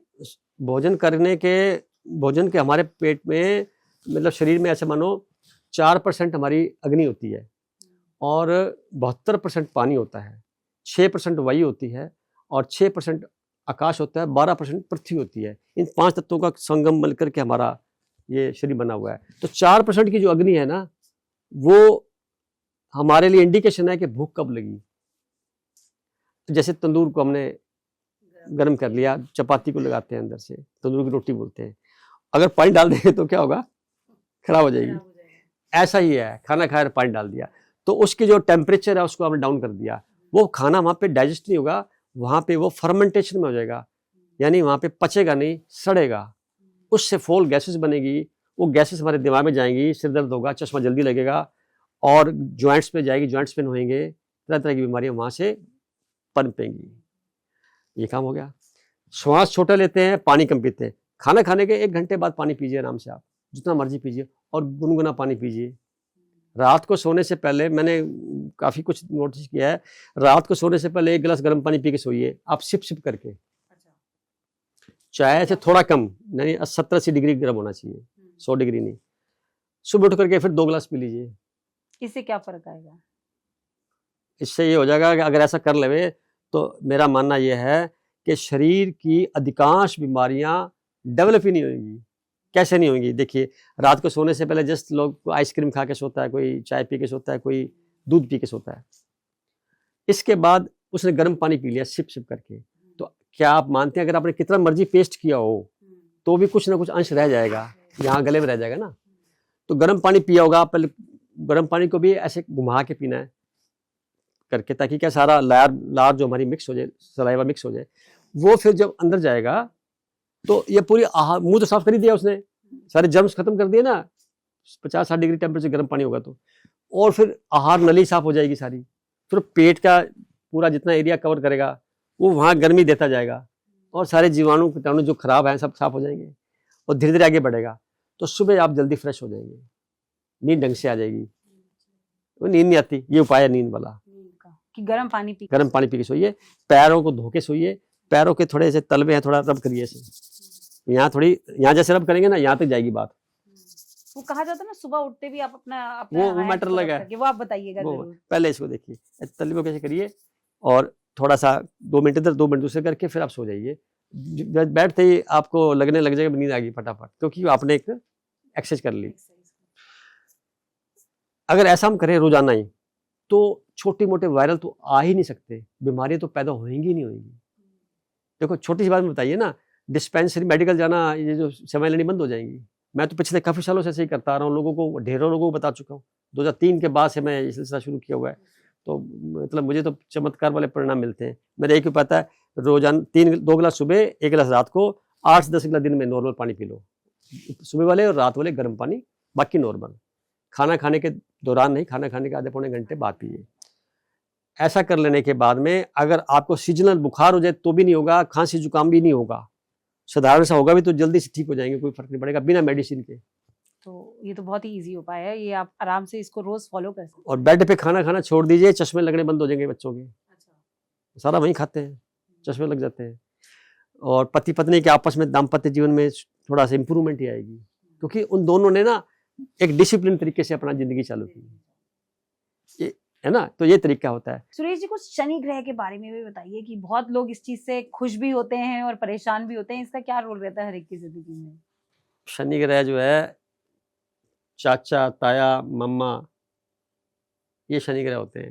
वो कहते हैं ना शनि आ गया, हमेशा ही बोलता है शनि आ गया लाइफ में। अब आपने अपने चाचा के साथ व्यवहार अच्छा रख लिया, ताया जी के साथ व्यवहार अच्छा रख लिया, मामा जी से व्यवहार अच्छा रख लिया, तो आपने शनि ग्रह के जो होरोस्कोप में कुछ भी नकारात्मक बातें बनती होंगी, होती नहीं है, मानते होंगी, वो भी ठीक हो जाएंगी। और दूसरी बात की आपने इसको कैसे किया जाए, शनि ईमानदारी का ग्रह है, ऑनेस्टी से काम करिए आप। और ऑनेस्टी रही कहाँ आजकल जिंदगियों में? नहीं रही तो कोई बात नहीं, कम से कम फेयर डीलिंग पे आ जाइए। मैं ऊपर सुपर डिग्री की बात नहीं कर रहा, नॉर्मल बात कर रहा हूँ। व्यवहार तो ढंग से रखिए, जो आपने बोला है वो तो ठीक रखो, जो बोला है उस पर सम्मान खुद करो। 7 फेरे लेते हैं जब अग्नि के, आप खुद देखिए कि जो फेरे लेते वक्त है तो जो वहां पे विद्वान बैठा है उनको इस बंधन में डालता है तो कस्में दिलाता है ना, ऐसा बोलो फिर आप ऐसा बोलो। उस दौरान वो कस्में जो खाई जाती हैं, दूसरे को हाँ कहा जाता है, एग्री हो जाता है, एग्रीमेंट बन जाता है सार्वजनिक तौर पे, तो सोए होता है क्या वो, जाग के तो हो रहा है। तो साल बाद को भूल जाते हैं, वो नींद में ही हो रहा होता है ना। शादी में 3-4 घंटे इतना थका देते हैं कि फेरों में लोग सो ही रहे होते हैं, मुझे लग रहा है आज के टाइम। उसको याद कर लो, वो भी ध्यान है एक, वो भी ध्यान है। ध्यान की बात भी बीच में ले लेता हूं। एक विचार आपके आ रहा है, फिर दूसरा विचार आ रहा है, इन दोनों के अंतराल पे ध्यान लगाइए, इतनी गजब की साधना हो जाएगी आप हैरान हो जाएंगे। श्वास आ रहे हैं, जा रहे हैं, ठंडे ठंडे आ रहे हैं, गरम गरम बाहर निकल रहे हैं, इस पे ध्यान लगाइए। आप यहाँ बैठे हैं, आपका हार्ट बीट हो रहा है, इस पे ध्यान लगाइए। आपके नाभि के 1.5 इंच नीचे पॉइंट होता है जिसको धरण कहते हैं, वो स्पंदन कर रहा है ऐसे ऐसे, उस पे ध्यान लगाइए। आप बैठे हैं और अंदाजा लगाइए कि कौन से पार्ट शरीर के ऊपर कितना वजन मैं सोफे पे डाल रही हूँ, इस पे ध्यान लगाइए।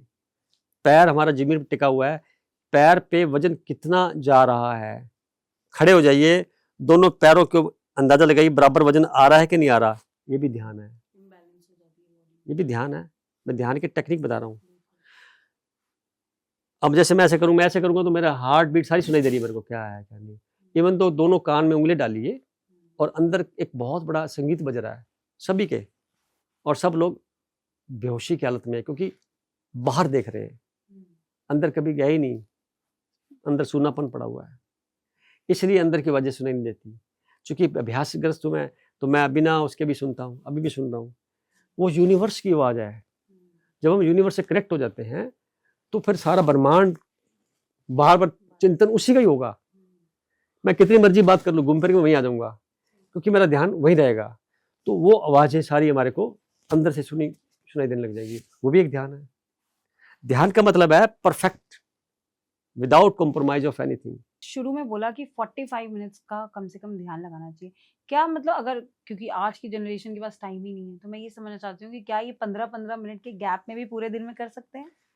मैं तो ये कहूँगा खाना बना रहे हैं तो पूरा होश वही हो, वर्तमान में। मैं इधर किचन के अंदर यही हूँ, किचन से बाहर भी नहीं हूँ। ना तो विचार जाएं ना आप जाएं, वहीं आंखें गड़ा के रखें, आंखें ध्यान रखेंगे वहीं पे, क्योंकि आंखों से एनर्जी बड़ी फ्लो होती है, बोलने से होती है, आंखों से बड़ी फ्लो होती है। हम खाना खा रहे हैं, बना रहे हैं, तो पूरी तरह से खाना खा ही रहे हैं, फिर हम बना रहे हैं तो बना ही रहे हैं। मैं वार्तालाप कर रहा हूँ तो मैं वार्तालाप कर ही रहा हूँ, यहाँ पे कुछ और बीच में ना आए, यानी बिल्कुल इंडिविजुअलिटी, कंसंट्रेट।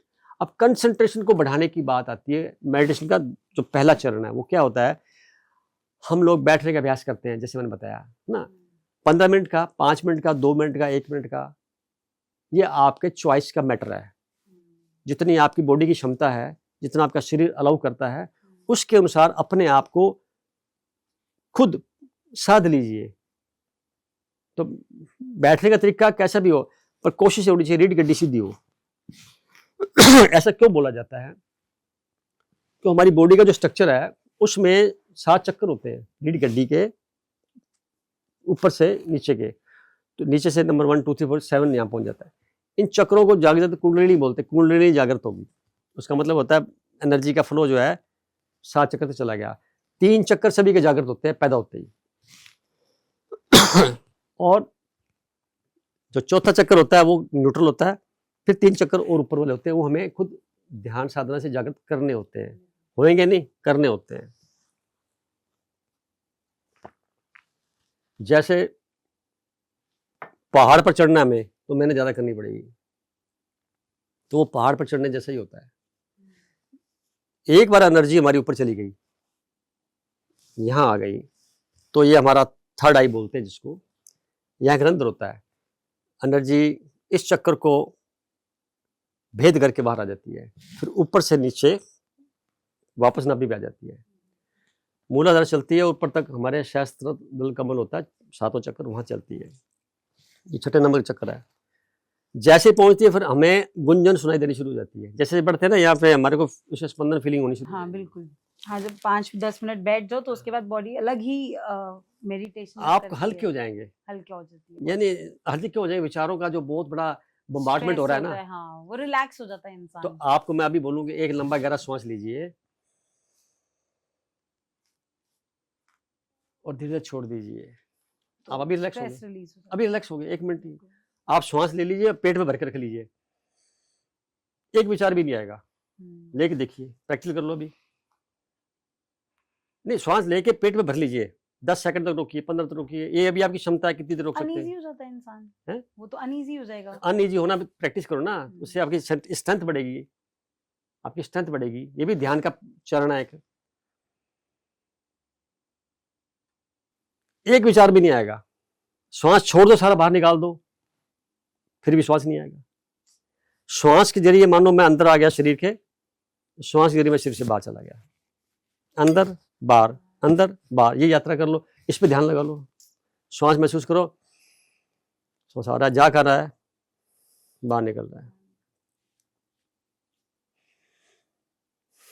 ये सारा बृहस्पति ग्रह है। बृहस्पति खराब है किसी गुल्लू में, लगता है खराब है बृहस्पति की। ये बृहस्पति शुरू करने से पहले मैं आपसे एक बात और पूछूंगी। हमने शनि की बहुत बात करी, लेकिन शनि का एक उपाय, क्योंकि आपने बोला अपने चाचा ताए, अपने रिलेटिव्स को, बुआ के हस्बैंड हो, इन सबको खुश रखें। बट मैं आजकल देख रही हूँ कि भाई भाई का नहीं है, तो इस केस में क्या करना चाहिए? मतलब कहते हैं ना कि अपने ही दुश्मन होते हैं, ये आजकल बोला जाता है। उसका तरीका बताता हूँ, एक और उपाय बताइएगा। जितने भी वर्कर हैं, मजदूर, मिस्त्री, हाथ से वर्क करते हैं और दिहाड़ी लोग हैं, जिनके बिना समाज चल नहीं सकता, जो मशीनों का विकल्प है, लेबर क्लास, वो सारे शनि ग्रह हैं, सारे शनि ग्रह हैं। उनसे हमने काम लेना है। किसी ऑटो वाले को बुलाया आपने, शनि ग्रह है वो।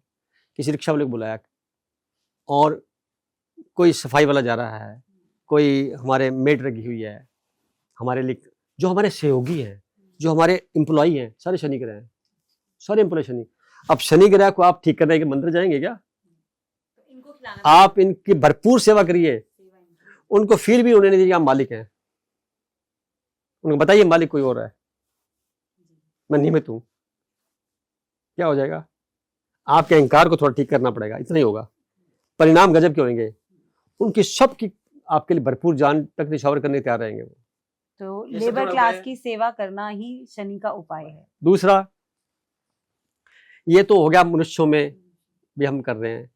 दूसरा क्या होता है कि जैसे पशु पक्षी बहुत घूम रहे हैं सारे, ये निरीह प्राणी हैं, ये भी समाज का हिस्सा है। आप निर्बाध तरीके से बिना भेदभाव के किसी को भी कुछ खिलाते रहिए,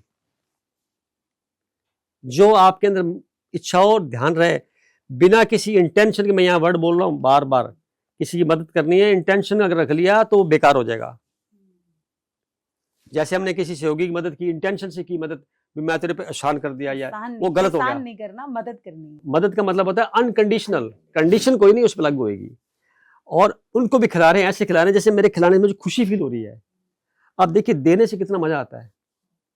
अब कभी आप ऐसे देखिए, आपके पास कुछ देने के लिए है, उस लायक बन चुके हैं, जब आप देते हैं तो अंदर से कितना रिलैक्स हो जाते हैं। क्या ये खुशी की कीमत कोई दे सकता है?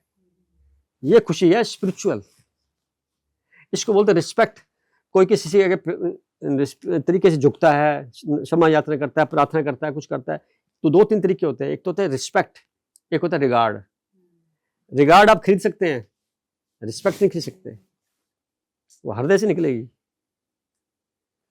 और उसका कोई मूल्य नहीं है, बिना मांगे मिलेगी। ये सारी वैल्यूज हमारे समाज में थी, आज भी हैं, कुछ लोग भूल गए हैं। इसलिए रिश्ते तो चलो छोड़ो, पत्नी जो उसके साथ रहेगी अंत तक, पता कब लगेगा? जब वो खुद 60 साल का हो जाएगा, तब बाकी की जिंदगी उसके सहारे चलेगी। क्योंकि खुद तो गलत कुछ ऐसे कर्म कर बैठता है तब तक इंसान, जिससे पत्नी की वजह से पत्नी कम और खुद ज्यादा बीमार हो जाता है, और उस वक्त संभालने के लिए कौन होगा उसको? ये अगर ख्याल आ जाएगा तो ना तो अपने पिता के साथ कुछ मिसबिहेव करेगा, ना माँ के साथ करेगा, ना किसी से करेगा, ना किसी और से करेगा, और घर में हर चीज की संपूर्णता बरकरार रहेगी। ये मैं आपको वायदे के साथ कह सकता हूँ, क्योंकि मैं यूनिवर्स के साथ बहुत जुड़ा हुआ हूँ। तो जो मुझे चीज समझ में आई मैंने बताई आपको।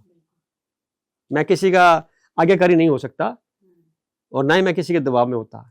जो समझ में आया वो मैंने कहता हूँ, और मेरे खुद के व्यू होते हैं, और मेरा मकसद सिर्फ इतना ही है, जो मैं समझता हूं अगर आप उसमें राजी हैं तो आप करिए। आपने मुझे 7 ग्रह के बारे में बता दिया, लेकिन अभी रहता है राहु और केतु। कहा जाता है कि राहु आपको मतलब ऐसे लेवल पे ले जाता है कि आपकी जिंदगी में कभी सेटबैक ऐसा नहीं आता कि आप कभी जिंदगी में पीछे मुड़ के नहीं देखते हो, और केतु ऐसा होता है कि आपकी जिंदगी बर्बाद कर देता है। मैं इसको ऐसे समझता हूं, राहु जो है संसार में धकेलता है, छोटी चीज को बड़ा बना देता है, गरीब को अमीर बना देगा, अमीर को और अमीर बना देगा, मैटेरियलिस्टिक जगत का मालिक है राहु। तो इसको अच्छा करने के लिए क्या करना चाहिए, जरूर बताइएगा। कंफ्यूजन और इल्यूजन का मालिक भी वही है। जितना भी पैसा किसी के पास आ रहा है बहुत ज्यादा, तो इल्यूजन से आ रहा है, कंफ्यूजन से आ रहा है। रियलिटी में अगर शनि इन्वॉल्व हो जाए तो पैसे में ब्रेक लग जाएगी। अपनी बात दूसरी केतु की, केतु संसार से विड्रा करा देता है, मोक्ष की तरफ ले जाता है। जीते जी सब कुछ हमारे पास हो, परंतु इस खोपड़ी में ना रह जाए, यहां से हम नॉर्मल हो जाए। वह है वो, इसका एक्सपायरी डेट है।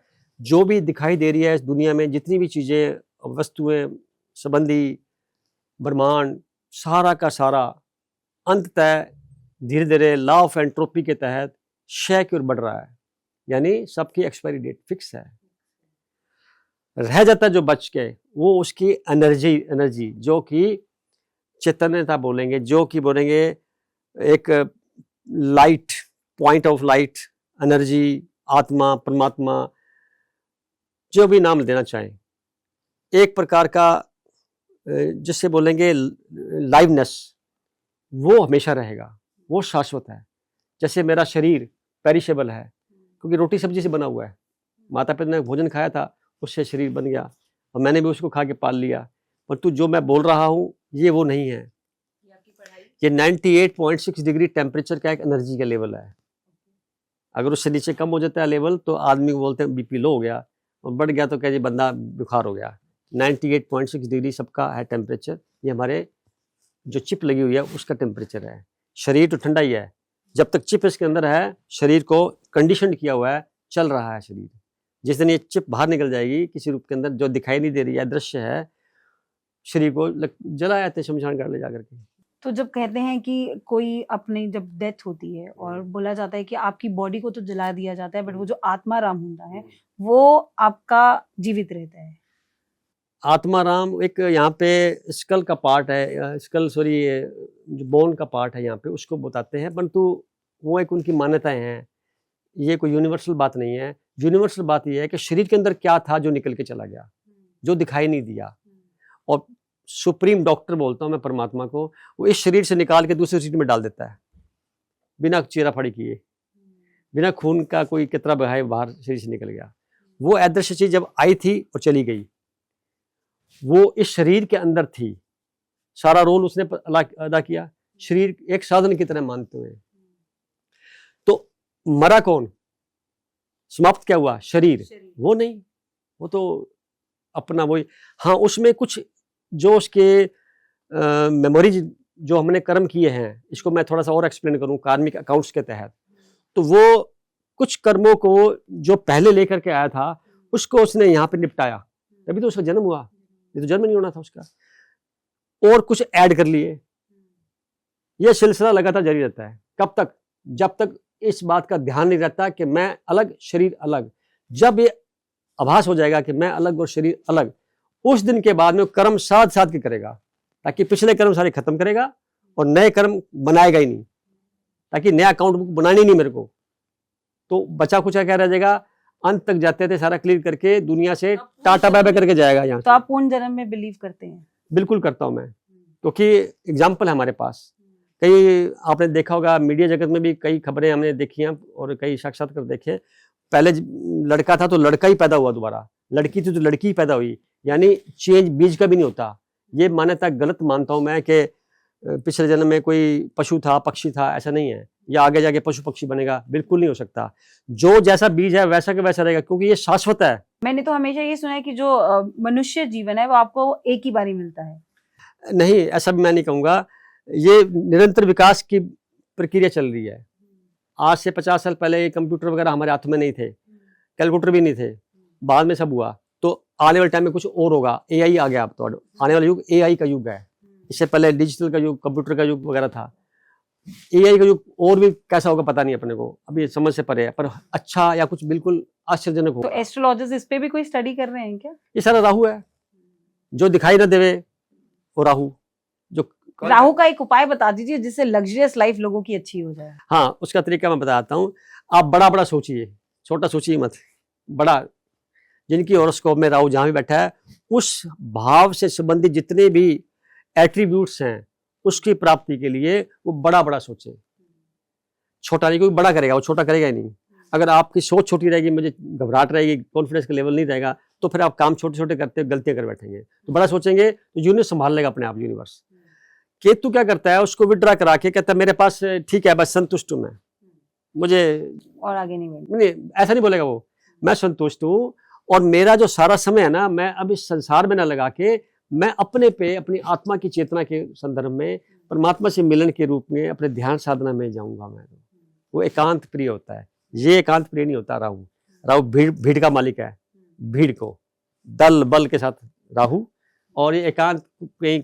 बट मैं सारा समझ गई हूँ कि राहु केतु किस तरीके से काम करता है, बट मैं फिर भी आपसे फिर से ये क्वेश्चन करूंगी, राहु का और केतु का कोई ऐसा बताए उपाय जिससे लोगों की लग्जरियस लाइफ अच्छी हो। और जो केतु आप बता रहे हैं कि लोग स्टेबल, मतलब आगे उनको कुछ नहीं करना, इस कैटेगरी में मैं जॉब वो लोग को लेती हूँ कि लोगों को लगता है हम जॉब कर रहे हैं और हम खुश हैं, उनको पता है इससे आगे हम बढ़ नहीं सकते मे भी, तो इसलिए वो अपनी लाइफ में स्टेबल हैं। कोई दोनों के लिए ऐसे उपाय बताएं जिसकी लोगों के धन में और लग्जरियस लाइफ में बहुत आगे जाए।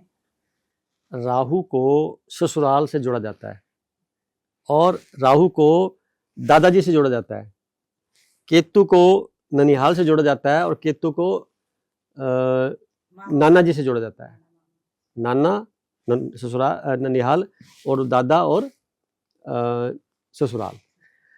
अब हमारे संबंध कैसे हैं चेक कर लो भी, किसी के ससुराल के संबंध कैसे हैं। आजकल तो सबके बिगड़े हुए हैं। तो फिर राहु बिगड़ा हुआ है। अगर आप चाहते हैं कि मेरा उनके साथ अच्छा तालमेल रहे, तो पूरी फैमिली जो ससुराल की है उसके साथ अपना, देखो एक नॉर्मल व्यवहार जो आपने शादी करने के टाइम पे वादे किए थे ना, उनको निभा लो। मैं बार बार ये लेने बोलता हूँ, सारे ग्रह ठीक हो जाएंगे, कोई ग्रह खराब होएगा ही नहीं।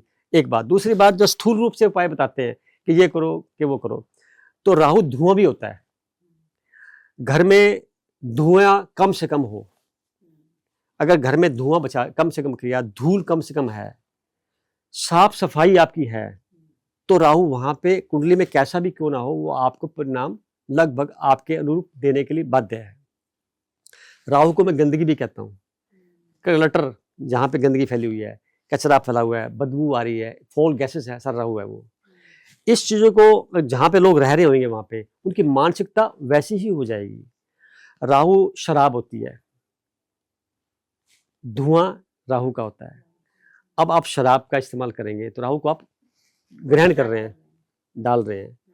इसको हटाना चाहते हैं तो बृहस्पति के जो क्वालिटीज को बढ़ा लो। इसका एंटी मंगल भी है, बृहस्पति भी है। तो मंगल क्या है? मंगल आग है, तो अगर धुआं है तो उसको आग में कन्वर्ट कर दो, ये क्लटर पड़ा हुआ है उसे जला दो, राहु साफ।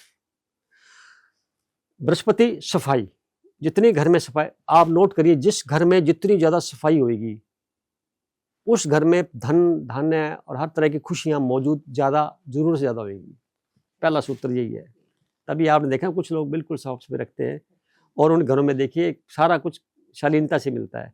और जहाँ पे शराब की बोतल पड़ी है, इधर उधर कोई सिगरेट के टुकड़े पड़े हैं, कोई उधर कमरा बंद कर लेंगे और फिर सिगरेट पियेंगे और फिर बाथरूम में बैठ के बहुत लोग। हाँ, तो ये सब क्या राहु की निशानियां ये। अब कुंडली कैसी भी क्यों ना हो, आप खराब कर लेंगे कुंडली। कर्मों से 25-30% हमारे कर्म काम कर रहे होते हैं, 70% डेस्टाइन है, ऐसा ही होगा। वो खराब हो जाते हैं आपके कर्मों के माध्यम से, आपकी सोच के माध्यम से। कर्मों से भी ज्यादा सोच का असर है, क्योंकि यूनिवर्स जो है सोच देख रहा है आपकी, वो कर्म नहीं देख रहा। कर्म समाज देख रहा है, वो आपको सजा देगा या लाभ देगा, वो समाज की बात आ गई।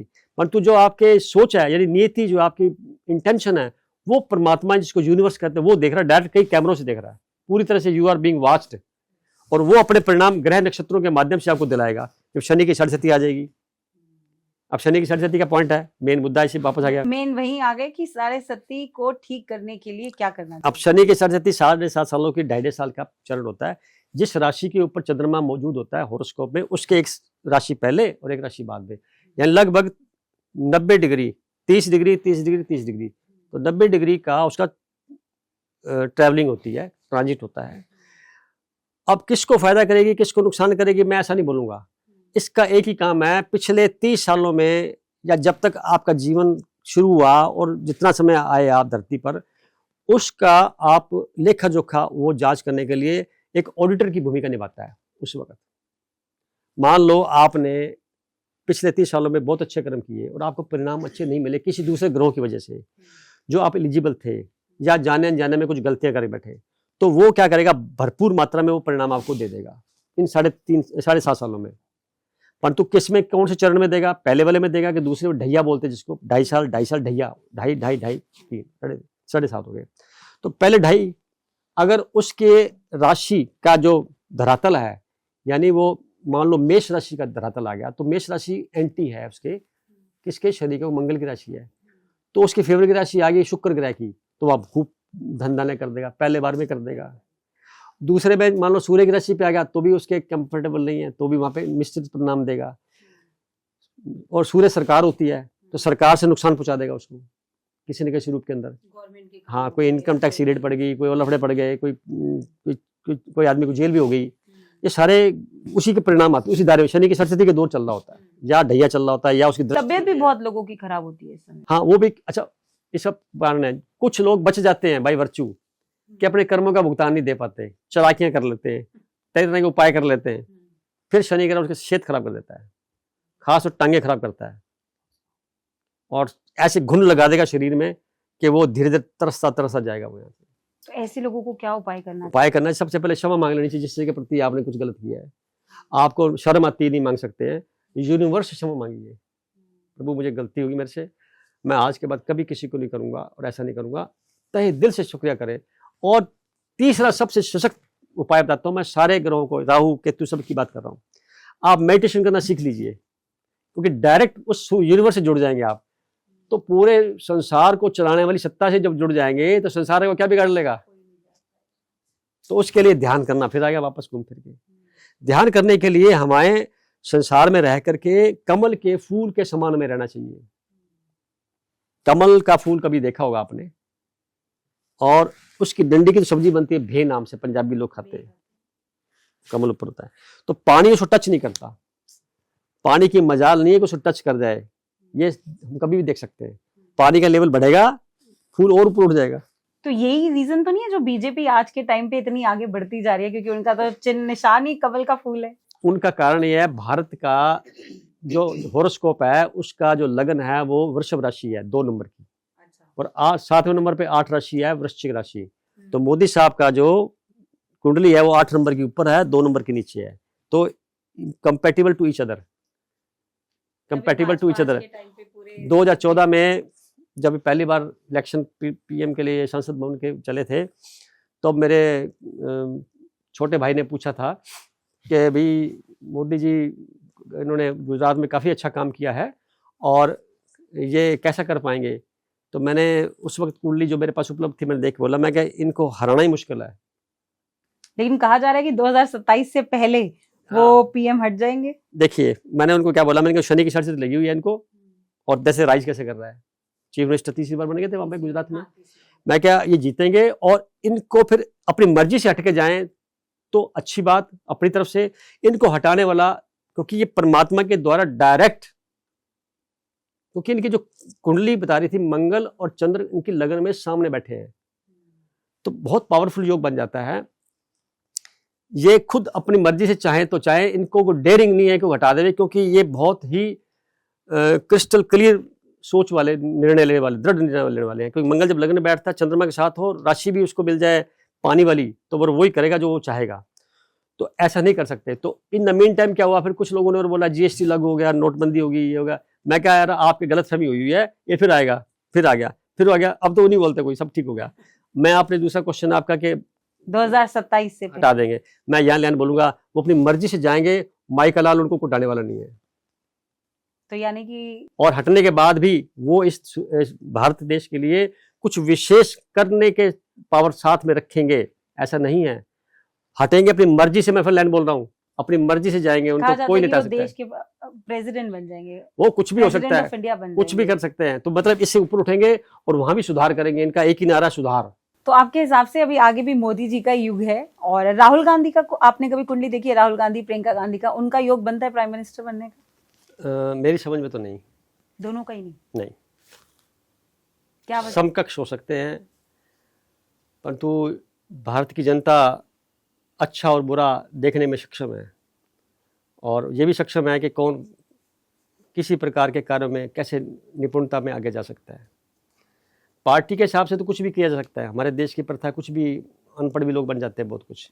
परंतु जो मानना, जिसे हम कहेंगे आने वाला जो समय है वो एक ऐसा समय आ रहा है जो कि प्योरिटी की मात्रा बढ़ेगी, उसमें ईमानदारी का रोल ज़्यादा रहेगा, अराजकता कम होएगी, अभी ज़्यादा फैली हुई है, धीरे धीरे कम होएगी। तो ऐसी जगह पे उसको नेतृत्व करने के लिए वैसी वैसी शक्तियाँ चाहिए जो ध्यान साधना से जुड़ी हुई हों, जो प्राणायाम करती हों, जिनका शरीर ठीक होता हो, जिनको खाने पीने की सात्विक प्रवृत्ति हो जिनकी, वो शक्तियाँ आगे आएंगी ना। क्योंकि परमात्मा को वही शक्तियाँ प्यारी हैं जो किसी जीव को किसी रूप से भी परेशान ना करें, जो सात्विक जीवन जो बना है हमारा, घास फूस खा के ज़िंदगी जीने वाला बना हुआ है, वनस्पति खा के बना हुआ है, इनको खा करके संतोषी जीवन जी करके आगे बढ़ने वाले लोग हैं, वही आगे आएंगे। अब अगर इनमें से कोई उस रेंज में आ जाता है तो मैटर खत्म हो जाता है। बाकी इस अवस्था में बोला जाए, जो युग देख रहे हैं हम लोग, सबके कार्यशैली देखते हैं, खान पीन देख रहे हैं, या व्यवहार देख रहे हैं, या उनकी मानसिकता का लेवल देख रहे हैं, मेरे को नहीं लगता कि ऐसा कुछ होगा। कलयुग का समय है, हमने सारी ग्रहों के बारे में बात कर ली है, लेकिन अब मैं जानना चाहूंगी कि जो 2025 है, 24 खत्म होने पे आ रहा है, कि जो 2025 है वो कौन सी राशि के लिए अच्छा माना जाएगा, और कौन से ऐसे नंबर्स हैं न्यूमरोलॉजी वाइज भी कि जिनके लिए जो क्या ऐसा रहेगा कि 2025 अच्छा साल रहे? 2025 का देखिए 2025, तो 2 अंक जो होता है वो चंद्रमा को रिप्रेजेंट करता है, और 5 जो है वो बुध ग्रह को करता है। 0 जो है ना वो परमात्मा को रिप्रेजेंट करता है। परमात्मा 0, शून्य, महाशून्य है। तो 2 और 2 4 और 5 9, अगर हम जोड़ करें तो 9 अंक बनता है मंगल ग्रह। तो चंद्रमा, बुध ग्रह और मंगल तीनों का रोल रहेगा, जिसमें चंद्रमा का ज़्यादा रहेगा, बुध का मैटर अलग हो गया, फिर मंगल का वो सारा कॉम्बिनेशन में आ गया। अब आप देखेंगे न्यूमरोलॉजी के हिसाब से, तो जिन जिन की डेट ऑफ बर्थ 9 है, 18 है, 27 है, उनके लिए ये साल बम्पर जाएगा। इसके साथ साथ मंगल ग्रह को रिप्रेजेंट करने के साथ में जो मित्र ग्रह है बृहस्पति है, तो 3 अंक वालों को भी ये 3 और 12 और 21 और 30 तारीख को जन्मे लोगों के लिए भी ये साल अच्छा रहेगा। इसके साथ में मंगल ग्रह का मित्र चंद्रमा भी है, तो चंद्रमा का जो अंक होता है वो 2 होता है। तो 2 अंक, और फिर 2 के बाद आ जाता है 11, फिर 20, फिर 29। इन 4 राशियों में भी, जो इन 4 तारीखों में भी जो जन्म लेंगे उनके लिए भी बढ़िया है। अब देखेंगे एस्ट्रोलॉजिकली बात करें तो एस्ट्रोलॉजिकली में देखें तो बृहस्पति ग्रह इस वक्त ऑनलाइन नहीं है, रिट्रोग्रेड चल रहा है। ये फरवरी के एंड में कहीं रिट्रोग्रेशन खत्म होकर के ऑनलाइन आएगा। अभी वो जो उसका ट्रांजिट है वो वृषभ राशि पे चल रहा है, जो कि पिछले साल मई से चल रहा है, यानी इसी साल मई से चल रहा है, और ये लगभग जून तक रहेगा।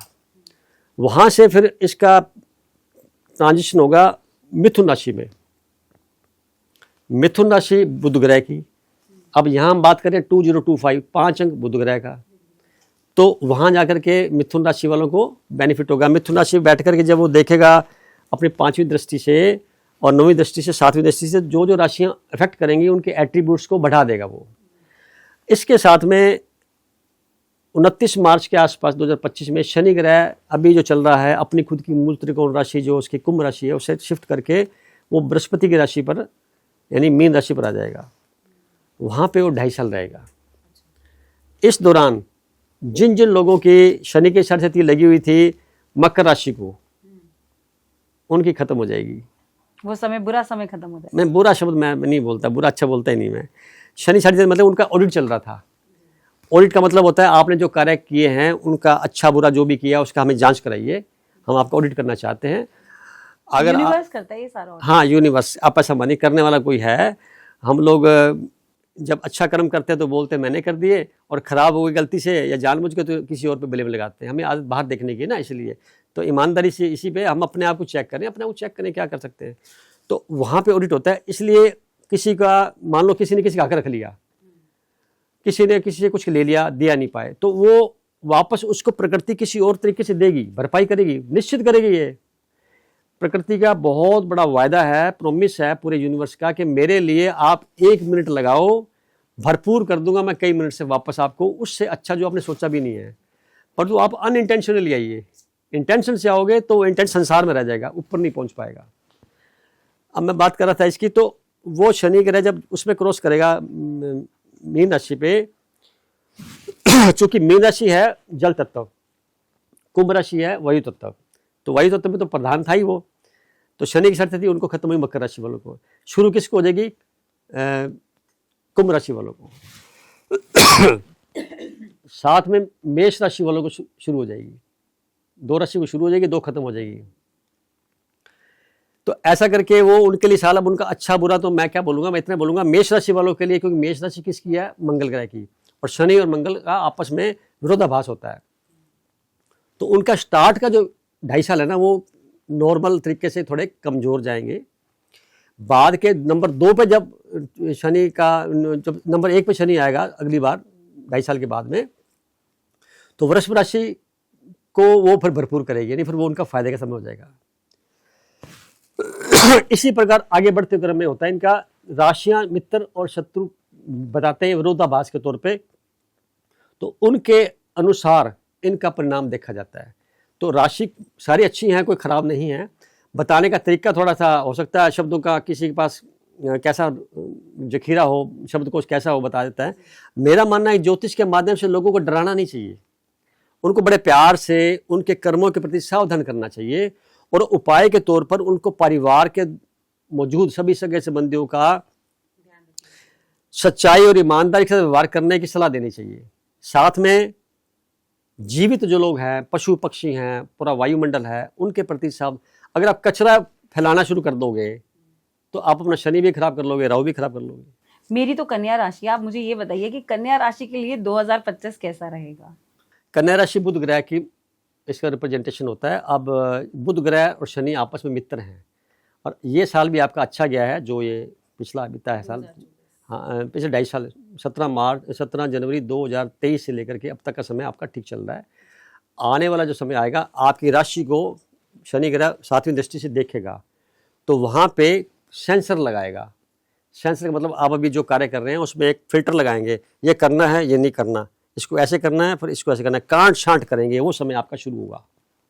तो फायदेमंद रहेगा कि नहीं रहेगा? देखिए, एक तो क्या है, बहुत सारे कामों ने फैला दिए और कर पा रहे हैं, किसी में कुछ कमी लैगिंग रही है, किसी में कुछ कमी लैगिंग रही है, उन सबको समेट करके उनकी विवेचना करके एक क्रिस्टल क्लियर ये करने हैं मेरे को, उस बोर्ड पर आप आ जाएंगे, तो मेरे हिसाब से तो अच्छा ही होगा। स्पेसिफाइड हो जाएंगे आप, स्पेशलाइज हो जाएंगे। मतलब कोई एक ऐसा उपाय बताएं लोगों को, सिंपल सा उपाय कि जो 2024 में वो कर लें, जो बुरे कर्म है या कुछ अगर 2024 तक उन्होंने कुछ गलत किया है, उसका कोई ऐसा बताए कि जिससे 2025 आने वाला जो समय है लोगों का अच्छा रहे।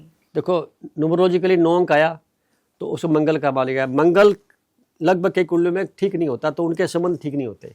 तो मैं उसके लिए एक सार्वजनिक बात बताता हूँ। मंगल हमारे खून को रिप्रेजेंट करता है शरीर में, और गंदगी जो है वो राहु होती है, जो पसीना वगैरह है। हमें उस मंगल को मजबूत करना है। मजबूत मतलब उस मंगल का पसीना जो है, पसीने राहु को बाहर निकालना है। तो डेली 1-1.5 घंटा सुबह आप दौड़ लगाइए, वॉक करिए, प्राणायाम करिए, एक्सरसाइज करिए, जो जैसी आती वैसे करिए। मकसद पीछे है शरीर में थोड़ी गर्मी लाके आप थोड़ा पसीना निकाल लीजिए, सर्दी गर्मी। ये आपके 2.5 साल की बात कर रहा हूँ, तो ये 25 वाला उसी में आ जाएगा। तो उससे क्या होगा, मंगल ग्रह का मतलब जो संबंध है किसी से भी है, उसका जो रिप्रेजेंटेशन है वो मंगल ग्रह है, वो सारे आपके सुधर जाएंगे खराबियां। तो पहली बात, ये बात तय है, ऐसा हो जाएगा। दूसरी बात ये है कि मंगल जो चीज़ है वो एक प्रकार से साहस का भी है। घबराने की, डरने की, दबने की जरूरत नहीं मानिए, क्योंकि कोई देख रहा है, ऐसा मानिए जो सर्वशक्तिमान है। हम उसके बच्चे हैं सारे, वो सर्वशक्तिमान हमको देख रहा है, और इसलिए संसार का कोई व्यक्ति किसी को कुछ नहीं बिगाड़ सकता जब तक कि हम खुद अपने आप को बिगाड़ना ना चाहें। तीसरी बात एक और है, एक्सरसाइज के साथ जोड़ दी बात मंगल की। और इसके अलावा जितने भी मेल हैं आपस में, वो अगर आपस में इतना ढंग से रहने लग जाएं, यानी आपस में जैसे आप जितना जैसा व्यवहार आपका, तो ये भी मंगल ग्रह के लिए एक अच्छा संकेत है। और अगर आपने साल के पूरे साल में अपने स्त्री पक्ष को, घर में जितनी भी स्त्रियां मौजूद हैं, उनके साथ अपने व्यवहार अच्छा रखते हैं, तो आपके लिए जो समृद्धि का लेवल है बढ़ जाएगा। क्यों बढ़ जाएगा? क्योंकि बुध ग्रह भी इन्वॉल्व है 5 अंक के रूप में राशि का, न्यूमरोलॉजी। और राशियों के अंदर हिसाब से देखें तो बृहस्पति ने तो अपना रोल अदा करना ही है अच्छा 3 नंबर की राशि पे आकर के, और ये शनि ने भी बहुत अच्छा रोल अदा करना है गुरु की राशि पर आकर के। गुरु के घर में जब शनि जाता है तो वहाँ पर एक प्रकार की विचारधाराएं डेवलप होती हैं परिवर्तन के तौर पर। तो परिवर्तन चूंकि ब्राह्मण के घर में शूद्र गया हुआ है ऐसा, तो उसके लिए चूंकि जो बृहस्पति है वो तो उदार होता है, उसके पास तो सारा कल्याण ही होना है, तो उसका भी सुधार होगा। यानी कि जितने भी पिछड़े लोग हैं, पिछड़े लोगों में आप मान लीजिए समाज की जो आबादी है, जिसमें नीचे के स्तर के लोग हैं, जो ज़्यादा उनकी अर्निंग नहीं हो पाती और हार्ड वर्क करते हैं और अबोध है, अभी भी पूरी तरह से जागे हुए नहीं है, समाज के प्रति मुख्य धारा से दूर हैं, उन सब का कल्याण होगा अगले साल में, आने वाले साल में। कहा जाता है जो कुंडली का 8वां घर होता है उसमें लोग काफी परेशान रहते हैं, तो उस केस में लोगों को क्या करना चाहिए? जनरली 8वां घर होता है दुख तकलीफ का, शोषण का, साम दाम दंड भेद, रिश्वत का, बेईमानी का, ठगी का, जो अनैतिक कार्य हो रहे हैं, सारा 8वां घर होता है। इसके साथ में अपोजिट भी तो होता है। क्या होता है? मैन्युफैक्चरिंग का, रिसर्च का, एस्ट्रोलॉजी का, इसके अलावा साइकोलॉजी का, अध्यात्म के पुस्तकें पढ़ने के बाद, धर्म की पुस्तकें पढ़ने के बाद का जो फीलिंग होती है वो भी 8वां घर है। अगर कोई व्यक्ति बहुत परेशान है, कोई लेडीज परेशान है समाज में, उसको फाइनेंशियली साउंड होना चाहता है। ऐसी बहुत महिलाएं हैं जो अपने घर से पीड़ित होती हैं, फाइनेंशियली स्ट्रांग नहीं होती, कोई ऐसा उपाय जो इससे इनकी समृद्धि हो जाए? वो एस्ट्रोलॉजी पढ़ना सीख ले। अच्छा, हर कोई एस्ट्रोलॉजी थोड़ा पढ़ता ना पढ़े, जो कुछ भी कर सकता है, वो साइकोलॉजी की पुस्तक पढ़नी शुरू कर दे, मनोविज्ञान की पुस्तकें, लिटरेचर पढ़ना शुरू कर दे, धार्मिक किताबें पढ़नी शुरू कर दे, ये तो पढ़ सकते हैं ना, वो भी 8वां कर रहा है।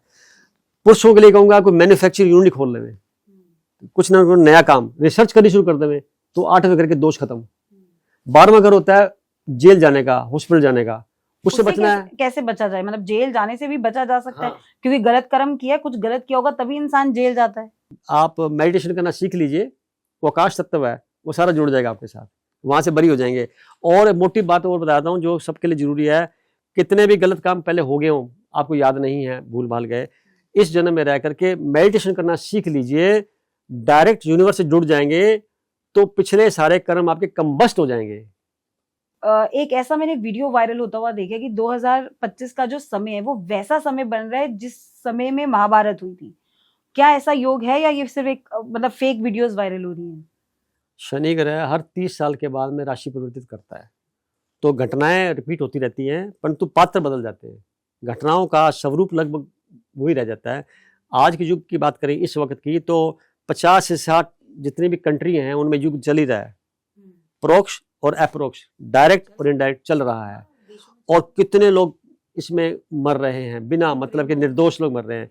अब इस रूप को बड़ा देख सकते हैं अपने, तो ये बढ़ सकता है, कम नहीं होगा। और धरती पर क्या ये भारत देश के लिए भी एक आने वाला जो साल है वो मुसीबत वाला हो सकता है? भारत में मुसीबत कभी आ ही नहीं सकती। तो 2-3 कारण है। पहला कारण तो है यहाँ पे ऑनेस्टी का जो लेवल और जो धर्म कर्म की जो बात है वो औरों देशों से ज़्यादा है। आध्यात्मिकता का रोल ज़्यादा है, इंटेलिजेंस ज़्यादा है। यूज कम करते हैं, कुछ लोगों के द्वारा नहीं हो पाती, वो बात अलग आ गई। दूसरी बात ये आती सारी, इसका भौगोलिक जो आप देखेंगे, जियोलॉजिकल जो बैकग्राउंड है, उसका जो क्षेत्रफल है या जो इसकी विभिन्नता देखेंगे, उसके माध्यम से 100% यहाँ कोई चीज़ पूरी तरह से नहीं हो पाती, क्योंकि टुकड़ों में बढ़ जाती है, पूरा क्लियर हो जाता है सारा। इसलिए ऐसा भारत में कोई ऐसा परेशानी वाली बात नहीं। हिंदू राष्ट्र का मामला बनता है। यहाँ ज़्यादातर धर्म कर्म में लोग ज़्यादा विश्वास करते हैं, हवन करते हैं, पाठ पूजा करते हैं, इसलिए ये वातावरण थोड़ा शुभता लिए होता है कंपैरेटिवली। इसलिए मैं नहीं मानता कि ऐसा होगा। नहीं, बट आज के समय में तो धर्म जो बांटा जा रहा है, जिस तरीके से बात करते हैं, कितने परसेंट लोग हैं? बहुत कम परसेंट लोग हैं वो तो, इसलिए उनके ज़्यादा महत्व नहीं आएगी। जीत उसी की होती है जो मेजोरिटी में होती है। कौन सी मेजोरिटी? जो यूनिवर्स के साथ जुड़ी हुई हो, उनका यहाँ पे योगदान ज़्यादा है। तो कोई ऐसे उपाय जो 2025 शुरू होने से पहले, 2 छोटे से उपाय बताएं जिससे 2025 लोगों को अच्छा रहे। अगर सभी की बात करूं मैं, कुछ खर्च भी नहीं करना आपने, तो सबसे पहले तो जरूरी है कि आपका सुबह का जो समय है कम से कम 1 घंटा अपने लिए निकालिए। 24 घंटे में से अपने लिए 1 घंटा निकाल करके, जिसमें से आधा घंटा आप शरीर के लिए निकालिए और आधा घंटा मन के लिए निकालिए। शरीर के लिए आप उसका पसीना बहाइए, चाहे आप उठक बैठक करके निकालिए, चाहे रस्सी कूद के निकालिए, चाहे आप पंपिंग जंपिंग करिए, और आधा घंटा आप ध्यान के रूप में किसी रूप के अंदर भी, जिस किसी के प्रति भी आपकी श्रद्धा है, अपने अनुसार, अपने शरीर की क्षमता के अनुसार, उस पे आप आंख बंद करके अथवा आंख खोल करके अपने आने जाने वाले विचारों को, अपने किए गए कर्मों को, करने वाले कर्मों को पूरा का पूरा लेखा जोखा बनाइए और उसके प्रति सावधानी से वर्क करिए। इंटेंशनली किसी का बुरा मत करिए अगर आपने आगामी समय अच्छा बिताना है तो। चलिए, तो मुझे ऐसा लगता है बहुत ईजी और सब कर सकते हैं। एक चीज़ और मैं जानना चाहती हूँ आपसे। मैं देखती हूँ कि अब मैं जब बड़ी होती जा रही हूँ, एज बढ़ती जा रही है, तो कहीं ना ये जो मोल्स होते हैं वो भी आपकी बॉडी में आने लग जाते हैं। इनका क्या महत्व होता है? ये हमारे शरीर धीरे धीरे पहले तो काफ़ी पूरी तरह संगठित होता है, बाद में धीरे धीरे फैलता है ऐसे करके। तो फैलने से क्या होता है, मेरे भी फैला हुआ ये, बचपन में मुंह मामूली सा था, अब कितना बड़ा हो गया। तो ये शरीर की रचना है, क्योंकि शरीर पल पर शमशान घाटी को जाया जा रहा है बिना इजाजत के। अच्छा, यानी कि इसलिए बढ़ते हैं? हाँ, ये शरीर फैलता जाएगा ना ऐसे करके। तो ये उसका जो चमड़ी का एक ऊपर का जो स्किन का जो मैकेनिज्म बना हुआ है उसका वजह से होता है। इसे कोई दोष नहीं मानता मैं, ये हमारी एज के हिसाब से वो नहीं, बट कहा जाता है अगर आपके हाथ में मोल है तो आपका जीवन ऐसा होगा, या फेस पे होता है तो आपकी लाइफ ऐसी होगी। वो डिफाइन करिए। किसी चीज को हम जनरलाइज नहीं कर सकते, नहीं। कारण सिर्फ एक ही बनता है, ये आपने सोच लिया तो आप हो गया। अगर आपके पास कुछ भी, आप उसको बोलो, आप अगर सुबह उठ करके 5 वाक्य अपने लिए बोल देवें कि मैं इस संसार की सबसे सुंदर स्त्री हूँ, कौन रोकेगा आपको? कोई नहीं रोकेगा। और आप रोज बोल देवें मैं सब शक्तिमान हूँ, परमात्मा की मैं प्यारी बच्ची हूँ, और मैं सारे संसार को अपने आप से, अपने माध्यम से एक प्रकार का मैं आशीर्वाद दे रही हूँ देवी बन करके, और मैं सारे कार्यों में सफलतापूर्वक करने के लिए तैयार हूँ, और मैं हमेशा स्वस्थ हूँ, स्वस्थ रहूंगी। कौन रोकता है आपको बोलने में? और आप हो जाएंगे नहीं है तो, क्योंकि यूनिवर्स सुनता है सुबह सुबह की बातें, क्योंकि आप प्योर होते हैं उस वक्त, मिलावट नहीं होती। शुरू के उठते 2 मिनट के जो शुरू के संवाद हैं, अपने से करो चाहे परमात्मा से करो, बात खत्म, एक जैसी हो जाती है। वही क्षण होते हैं, वो ब्लोटिंग पेपर काम करता है दिन भर का, और रोजाना आपने इस प्रैक्टिस में ले लिया, आप यकीन करिए यूनिवर्स आपका कहने मानने के लिए बाध्य है, क्योंकि वो भी उसका पूरा का पूरा जो वंश आप उसके हैं। इस बात की बात कर रहा हूँ। वास्तु एक्सपर्ट भी हैं, तो मैं ये जानना चाहूंगी, एक सबसे ज्यादा मैं, क्योंकि सोशल मीडिया में सारा दिन वही स्क्रॉल करती रहती हूँ, कहा जाता है कि जो आपका मकान है वो साउथ वेस्ट में नहीं होना चाहिए, कोई कहता है साउथ में होना चाहिए, अगर आपका साउथ में तो नुकसान होगा। वो क्या है चीज, आप थोड़ा एक्सप्लेन करें कि मकान कौन से साइड का लेना चाहिए, कौन सी दिशा का लेना चाहिए? परमात्मा ने सारी दिशाएं अच्छी बनाई हैं, मैं कोई नहीं, किसी दिशा को मैं गलत बताऊंगा तो मैं उसके कायनात की, कुछ तो ऐसी होती होगी ना, ये कायनात की बनाई व्यवस्था में शक करने के समान हो जाएगा। तो एक बड़ी धृष्टता मानता हूं मैं। अब दिशा, क्योंकि मेजोरिटी मानती है कि साउथ दिशा का मलाड अच्छा नहीं मानते, वो पूर्व को मानते हैं, पूर्व उत्तर को मानते हैं और उत्तर को मानते, 3 दिशाओं को अच्छा मानते हैं, बाकी को नहीं मानते। साउथ को वर्स्ट मानते हैं, साउथ वेस्ट को और भी खतरनाक मानते हैं। वजह क्या है? अब इसको मैंने जब अध्ययन किया, मेरी रिसर्च में क्या समझ में आया, जिन जिन जातकों की जन्म कुंडलियों में मंगल ग्रह ठीक ठीक नहीं है, अच्छी प्लेसमेंट में नहीं है, उनके लिए वो दिशा खराब मानी जाएगी। जिनका मंगल स्ट्रोंग है, जिनका बृहस्पति स्ट्रोंग है, जिसका चंद्रमा स्ट्रोंग है, जिसका सूर्य स्ट्रोंग है, वो साउथ वेस्ट में जाए फायदा ही फायदा, उनको उल्टा दूसरी दिशाओं से ज्यादा फायदे होंगे इनको। ये मेरा अनुभव है, क्योंकि मैं आर्किटेक्ट इंजीनियर भी हूँ, मेरा बेटा भी आर्किटेक्ट है, हमने बहुत से बिल्डिंग डिजाइन की, उसके परिणाम देखे हैं। तो जिनकी कुंडलियों में मंगल ग्रह की पोजीशन ठीक नहीं है, क्योंकि दक्षिण दिशा मंगल ग्रह की होती मानी जाती है, पूर्व दिशा सूर्य की होती है, पश्चिम शनि की होती है, उत्तर होती है बुध ग्रह की, और उत्तर और पूर्व की जो दिशा होती है वो बृहस्पति की, पूर्व की तो होगी सूर्य की, उत्तर दिशा पूर्व दिशा का कोना मान गया ईशान कोण, ये हो गया बृहस्पति का। फिर आ गया नॉर्थ वेस्ट का कोना, वायव्य कोण, इसको चंद्रमा की दिशा मानते हैं। फिर शनि की आ गई, उसके बाद में आगे राहु की। राहु की क्या है दिशा होगी? साउथ वेस्ट, और फिर आगे साउथ की मंगल की, फिर साउथ ईस्ट हो गया शुक्र ग्रह की। बाकी बचा एक ग्रह, 8 दिशाएं तो होगी ना, वो है सेंटर पॉइंट, केतु ग्रह। केतु होता है बेटा, केतु की बात मैं कहूंगा तो केतु बेटा होता है। बेटा होता है इसलिए बेटे के साथ पिता पुत्र का स्वभाव अच्छा है, तो केतु ग्रह जो अध्यात्म में ले जाने का कारक है, ये सर्व करता पूरी तरह से। तो आप एक बात कह रहे थे मकान दक्षिण दिशा में नहीं बनाना वाली बात, मैं नहीं मानता। मैंने खुद का मकान दक्षिण दिशा में जानबूझ के बनाया। मेरे पास 2 प्लाट थे, उत्तर का भी था, दक्षिण का भी था। जाने से पहले मैं जानना चाहूंगी कि जो मतलब कहा जाता है कि मंदिर घर में कौन सी दिशा में होना चाहिए, आप मुझे ये बताइए पहले। देखो, आज तक जो हमने समझा है वो तो मंदिर नॉर्थ ईस्ट में होना चाहिए। क्यों होना चाहिए उसका कारण बताता हूँ। सुबह सुबह की जो 10 मिनट की किरणें होती हैं, सूर्य की पहली किरण से लेकर के 10 मिनट की किरणें बड़ी पवित्र होती हैं। उन किरणों को अगर हम बाहर ओपन में खड़े होकर के डायरेक्ट सनलाइट में जाके अपने दोनों हाथ फैला करके उस किरणों को हम खाएं या हम उसको निहारें ऐपलक, तो पहले 2 मिनट की किरणें निहार लें। हमारे लिए पवित्रता से बढ़कर कुछ और चीज नहीं, उसकी सबसे बड़ी पाठ पूजा वही है। फिर भी कुछ बनाने की योग्यता रखते हैं, मैं उसके समर्थन में नहीं हूँ कि मंदिर घर में होना चाहिए। क्या बात करें, सबके घर में मंदिर होता है। उसका कारण यह है इतनी सफाई इतनी पवित्रता रखने में नाकाम रहते हैं, तो इसलिए वहाँ पे दोष पैदा दूसरे तरह के हो जाते हैं। कुछ महीने के बाद में वहाँ पे मोमबत्ती के टुकड़े, माचिस के टुकड़े, बत्तियों के टुकड़े, अखबार के टुकड़े नजर आएंगे, मन नहीं करेगा। और छोटा सा कमरा बनाएंगे 4x6 का, और अपने लिए सोने के लिए कमरा 12x14 का बनाएंगे। ये जो लेवल का सोचने का है, मेरे बड़ी सत्ता को, मेरे तो कब कभी छूट जाती है भी, इतनी बड़ी सत्ता को हम 4x6 में कैसे संभाल दें, और हम बड़े कमरे में सोए, और एक ही कमरे में सोए, इधर तड़के लग रहे हैं सब्जी के, और इधर से हम बैठ के पाठ करें। How it is possible? क्यों नहीं इस खोपड़ी को मंदिर बना लो आप। हमेशा उसको याद रखो, हमेशा उसका कृतार्थ बने रहो, धन्यवाद देते रहो हर वक्त। क्यों नहीं? और कहीं बैठ के करो आप कार्रवाई, वो कबूल हो जाएगी। क्योंकि आपका इंटेंशन क्या है? उससे कनेक्ट होना, आपका किसी पर्टिकुलर देवता से कनेक्ट होना नहीं है। इनसे भी ऊपर भी जाओ ना आप, देवी देवताओं से, भगवानों से भी ऊपर, परमात्मा जो सर्वशक्तिमान है, जो यूनिवर्स है पूरा, उसके साथ अपना कनेक्शन डायरेक्ट जोड़ो ना मेडिटेशन के द्वारा। पाठ पूजा करेंगे आप तो वो एक लेवल है, उसका परिणाम मेडिटेशन है। तो कब तक करते रहोगे पाठ पूजा? कितने जन्मों से कर रहे हो आप? क्या पहचान नहीं हुई? पहचान हो गई है तो फिर आप डायरेक्ट मेडिटेशन करो। हाँ, तो इस स्टेटमेंट से तो मुझे वही लग रहा है कि मेहनत सब करते हैं, हाँ। लेकिन जो सक्सेस है वो सबको नहीं मिलता। रास्ता पता नहीं है, कौन बताए? भीड़ में आते ही राहु इन्वॉल्व हो जाता है, उसी वक्त सारी चेतना मिसगाइड हो जाती है। ये रास्ता अध्यात्म का अकेले के लिए बना है। अपने आप को चेक करो, अपने आप को जानो, अपने पास बैठो। मैं एक लाइन बोल रहा हूं, अपने पास बैठो, अपने को जांच करो, अपने बारे में सोचो। आंखें बाहर देख रही हैं, आंख बंद करके। मैं आपसे बोलूं अपनी तस्वीर बनाओ आंख बंद करके, नहीं बना पाएंगे। क्यों नहीं बना पाएंगे? क्योंकि हमेशा हमने दर्पण में सामने अपने देखा है, कभी आंख बंद करके अंदर नहीं देखा हमने। आंख बंद करके अपनी तस्वीर बनाओ, अपने की करके कर्मों को चेक करो, अपने सारे रिश्तेदारों को चेक करो, उनको आशीर्वाद दो, उनको धन्यवाद दो जिन जिन के साथ भी आपका लेन देन हुआ है। इससे ज्यादा परमात्मा को धन्यवाद जिसकी वजह से आप धरती पर आए हैं। अपनी माता जी को धन्यवाद दो जिसकी वजह से धरती पर आपने जन्म लिया है। माता पिता नहीं होते तो आप कहाँ होते? ये सारे पाठ पूजा लायक नहीं है क्या?